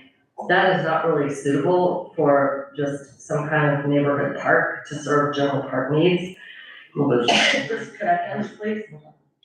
If we're adding that many people, my point is, I think it is unrealistic and not correct to, just because that's encompassed within Fletcher Park, I'm sorry, I have to cough for a minute. That area is on an extremely slopey hillside, and some of it is almost vertical. There is a stream that runs through it, part of it is a wetland. I just think that it's very inaccurate to take the fact that it's called park and it belongs to the city and say that that area should be looked at for development for the use of the families that are going to be living there. I don't think we're referring to the forested part of that land. What other portion is there? Well, where the fitness center is out there, that can be replaced with a better equipment. Okay, There's room for a playground between the parking lot and the highway.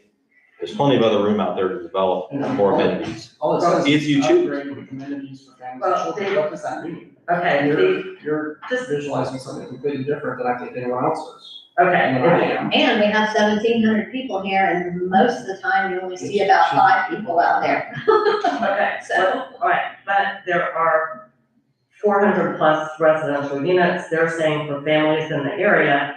I think if we're contemplating families in the area, we need to contemplate some other park, because quite frankly, it's not really accessible by foot at this point. I don't know how much parking there really is for that to be, even if you add amenities. I'm just saying, I don't think that lends So what itself. what would you like, how would you like this changed? Um, Again, I'm saying, with observations. Well, this park is right. my observation is that it's unrealistic to designate that for use for the families who are living out there. I think we need to look at other, acquiring other parkland or directing people to Harry Banks Park. I would not designate that area for potentially 600 or 700 additional people There's and having to cross the highway. There's nothing that says that those 600 people have to go to Fletcher Park. Just says It Fletcher says Park upgrade upgrades with amenities for families and children. It's Right. an underutilized resource. Yeah, Just sits there empty. So most of the time. upgrading it will benefit everyone, and not all of those 500 families will ever go to Fletcher Park. Mayor, Whatever, I just think it's very Mr. Banks, unrealistic, this it's fine. is not, please, can I say something? yes. Is this, all this concrete here tonight? No, Well, why are we hopping on, taking all the T's and the E's and the A's out of it? When we can change it, if things happen, take place. It might be a whole lot of this stuff, what I'm seeing tonight, might not never get in the question. Because we have to approve this plan, Yeah, and we don't wanna have to do this next Thursday night, because we'll be here till the Friday morning. your point is this is not the future. And so that's why we're trying to get through this tonight. but I'm talking about as things present themselves. Right. Because see, we reaching out in the future now. Okay, if something takes place in the future, can't we amend it and change it? Yeah, it doesn't even have to Well, follow this. why are we? These are so ideas. much- Yeah, these are ideas, these are possibilities. Ever since we've been dealing with it, we've been changing this to fit that, changing this to fit that. How much, what else we gonna do with it? Well, wow, Mayor, if I could just briefly respond, I have nothing else to bring up tonight. you know, on one hand, we're trying to put things in here so we can do them. On the other hand, then we say, well, we don't have to follow it. So, That's two different things. We were talking about the CRA plan in order to make sure that it's in there so that we can. yeah, add to those. and blah, blah. So this is, So, Don't blah, blah, blah. no, so we have, there's a lot in the master plan. Mhm. I'm saying, I personally don't think that, I still think there's a lot of errors in it. I don't think some of it's realistic. It is supposed to be our master plan. You would hope that it would be right. Commissioner DeVito, you were a no, and we voted to even do this, and what I'm sorry, hearing that's is you're not a the no, issue, sir. you're still a no, I get that. But we may have to move forward with your Okay, no. no, I'm sorry, this has nothing to do with that, and I really, I think that's a very unfair criticism. I It's not a think criticism, we're you going- were a no, you voted no to do a master plan. I'm sorry, sir, are you criticizing me for my He's past? not, I am not he's criticizing you. criticizing you. That's- There's no it's fine. You can criticism. look at the record. You voted no. It's I know, factual. so what does that have to do with my concern that our plan be accurate, be based on accurate data, and have things in it that are doable and are the consensus of the community? I think it That- colors the lens in which you look at this document and you're nitpicking it to death. I think that's your intention. And I think that is very rude. I disagree. That is rude and uncalled for, and I don't think that's the place of the city manager to tell a commissioner that she is not doing her job. I don't think he never said you're not doing your job, but I do want to say he never said that. Again, you put words in people's mouth, and I will say this, today was brought forward Yeah. because you wanted an opportunity to workshop this. You felt like we needed more time on it. This is your time. Yeah. Next Thursday night. Yeah. We're not spending hours going through changes. So I would like for you to finish whatever changes you need to this document that you feel like you can support it. Because right now, what you just said, and that's exactly what he is saying, and that's a perception I took away too, is you cannot support this document. Okay, I So- actually, wait, talk about being accurate. I didn't ask for a workshop at the last meeting. Commissioner Lori brought up the fact that there were inaccuracies in here. I still don't think we got to that one. He mentioned the 2018 plan. He mentioned, I don't know what, we never really Okay, followed up. so, if Hang on. you didn't ask for the workshop, I take that back. I thought it was a consensus that the commission wanted more time, and so I said to you, I met the commission that they wanted more time to be able to go through this. That's what we're doing today, so if you have any concerns, this is your opportunity Okay, to well, make it to where you can support this master plan.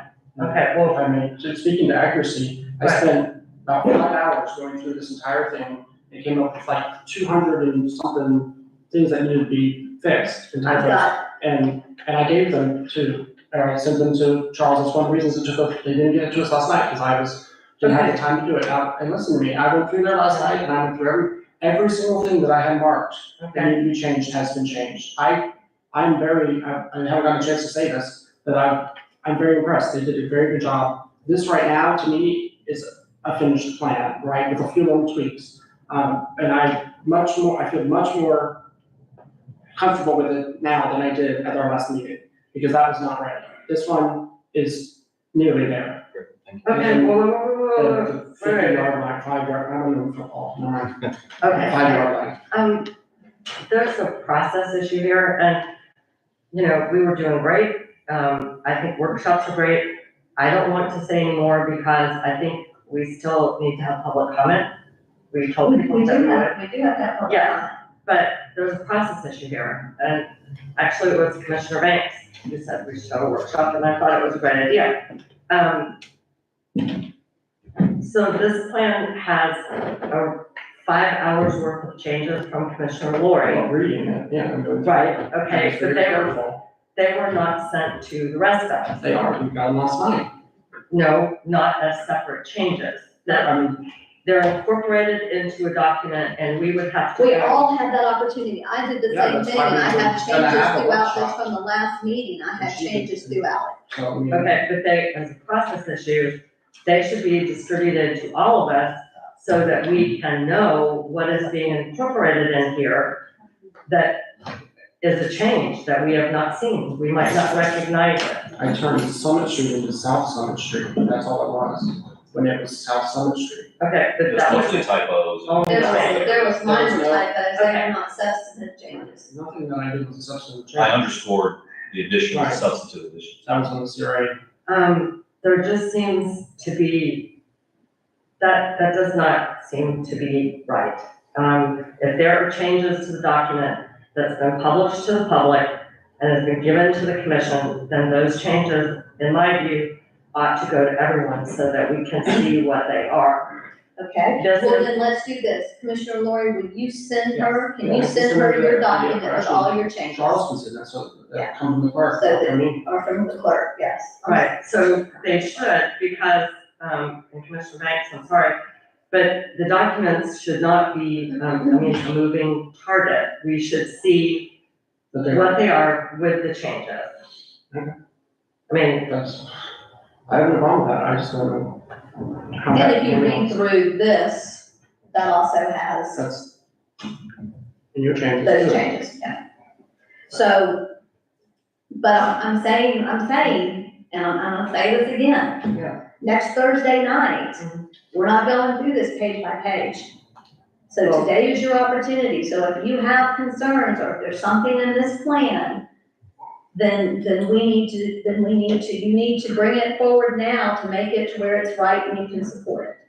Because, Mary, honey, if I could, Yes, sir. because you know, you talking about treating the citizens, right? I really don't think we treat them right, going, just discussing things up here, and they don't even know, cause see, they don't have this big old plan, like, all your papers we got. So a lot of stuff we speak in Latin to them.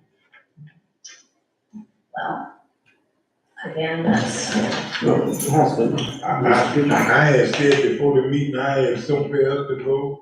So good night. Commissioner Banks, thank you for being here. Thank you. Thank you for being here. ma'am, I'm perfectly ready to hear public comment.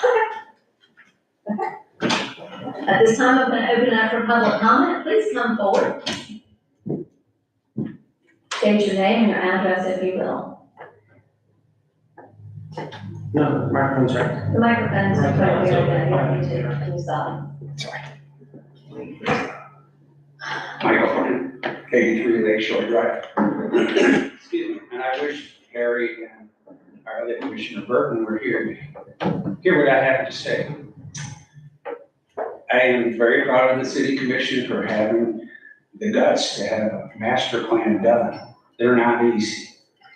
And you're right, we could nitpick this till the cows come home for another year or two, but it's just a master plan, it's a vision.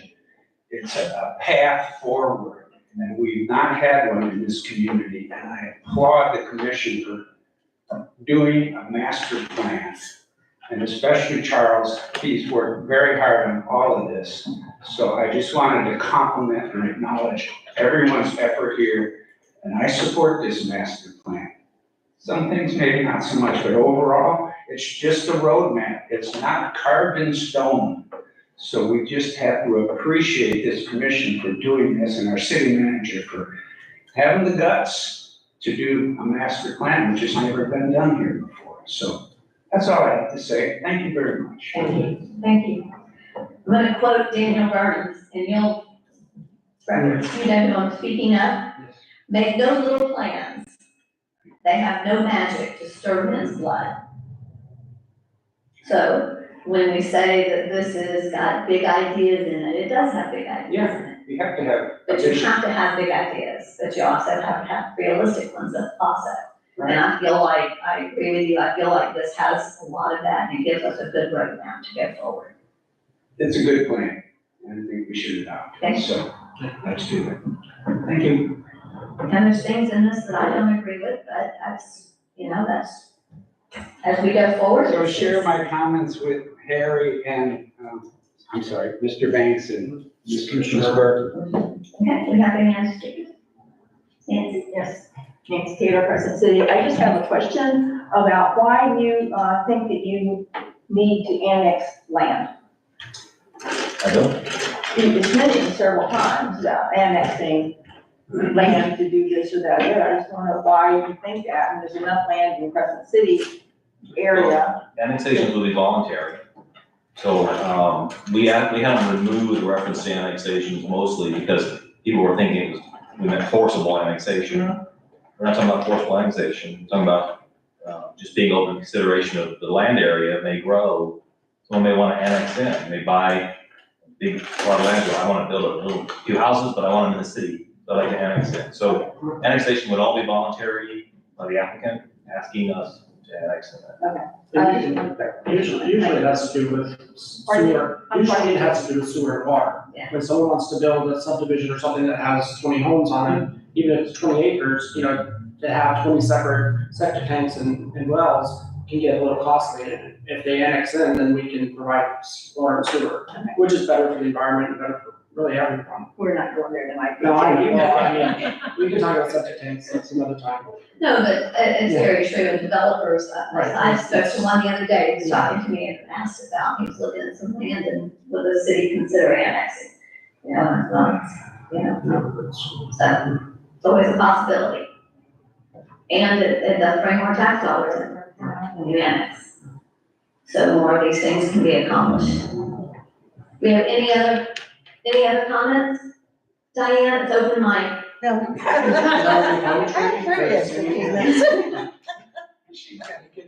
Okay, oh, that's right, it's trivia tonight, it's trivia, okay. Okay, with that, I'm gonna close public comment. Commissioners, I'm gonna bring it back to you. Do we have anything else? Commissioner DeVito, I saw you lift your finger. Yes, I think I'm gonna get this right this time, Opportunity Area 5. I mentioned that several years ago, the public had requested a crosswalk near Winn-Dixie, across from Mobile Home Park. I don't know whether that made it in, I couldn't find it on the old tiny drawing. There's one. They did, I believe DOT turned them down, didn't they, at that time? I'm not sure if it's still in here, But they've turned it down. I mean, we're also asking maybe for a stoplight Pleasure Farm. at Vernon. If we're gonna ask So them, you want to add that in there about a crosswalk, that's what I said. crosswalk, And then okay? Okay. Anything else? Just, I think it's great we had this workshop. I'm a little disappointed that if I bring up something you don't agree with, that you get mad at me. They're not mad at you, nobody's mad at you. Okay, when I listen, I hear anger. And, I think it's your frustration, I think from all of okay, this. anger, frustration, whatever. I do have a question too. I don't think we spent enough time discussing the plans. It gets presented to us, but there's a difference in presentation and discussion. And I think that everybody needs to, stay in their lane. I let the past be past, and I don't appreciate having, however it was I voted on, brought up to me as a criticism. I think that is highly, highly inappropriate. Since we brought up this is something new, the Would cross. you come to the, Oh, yes.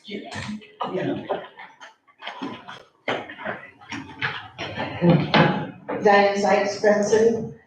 Since it was just brought up an opportunity to have a crosswalk at Winn-Dixie, let me say, I think that would be like shooting ducks in a pond.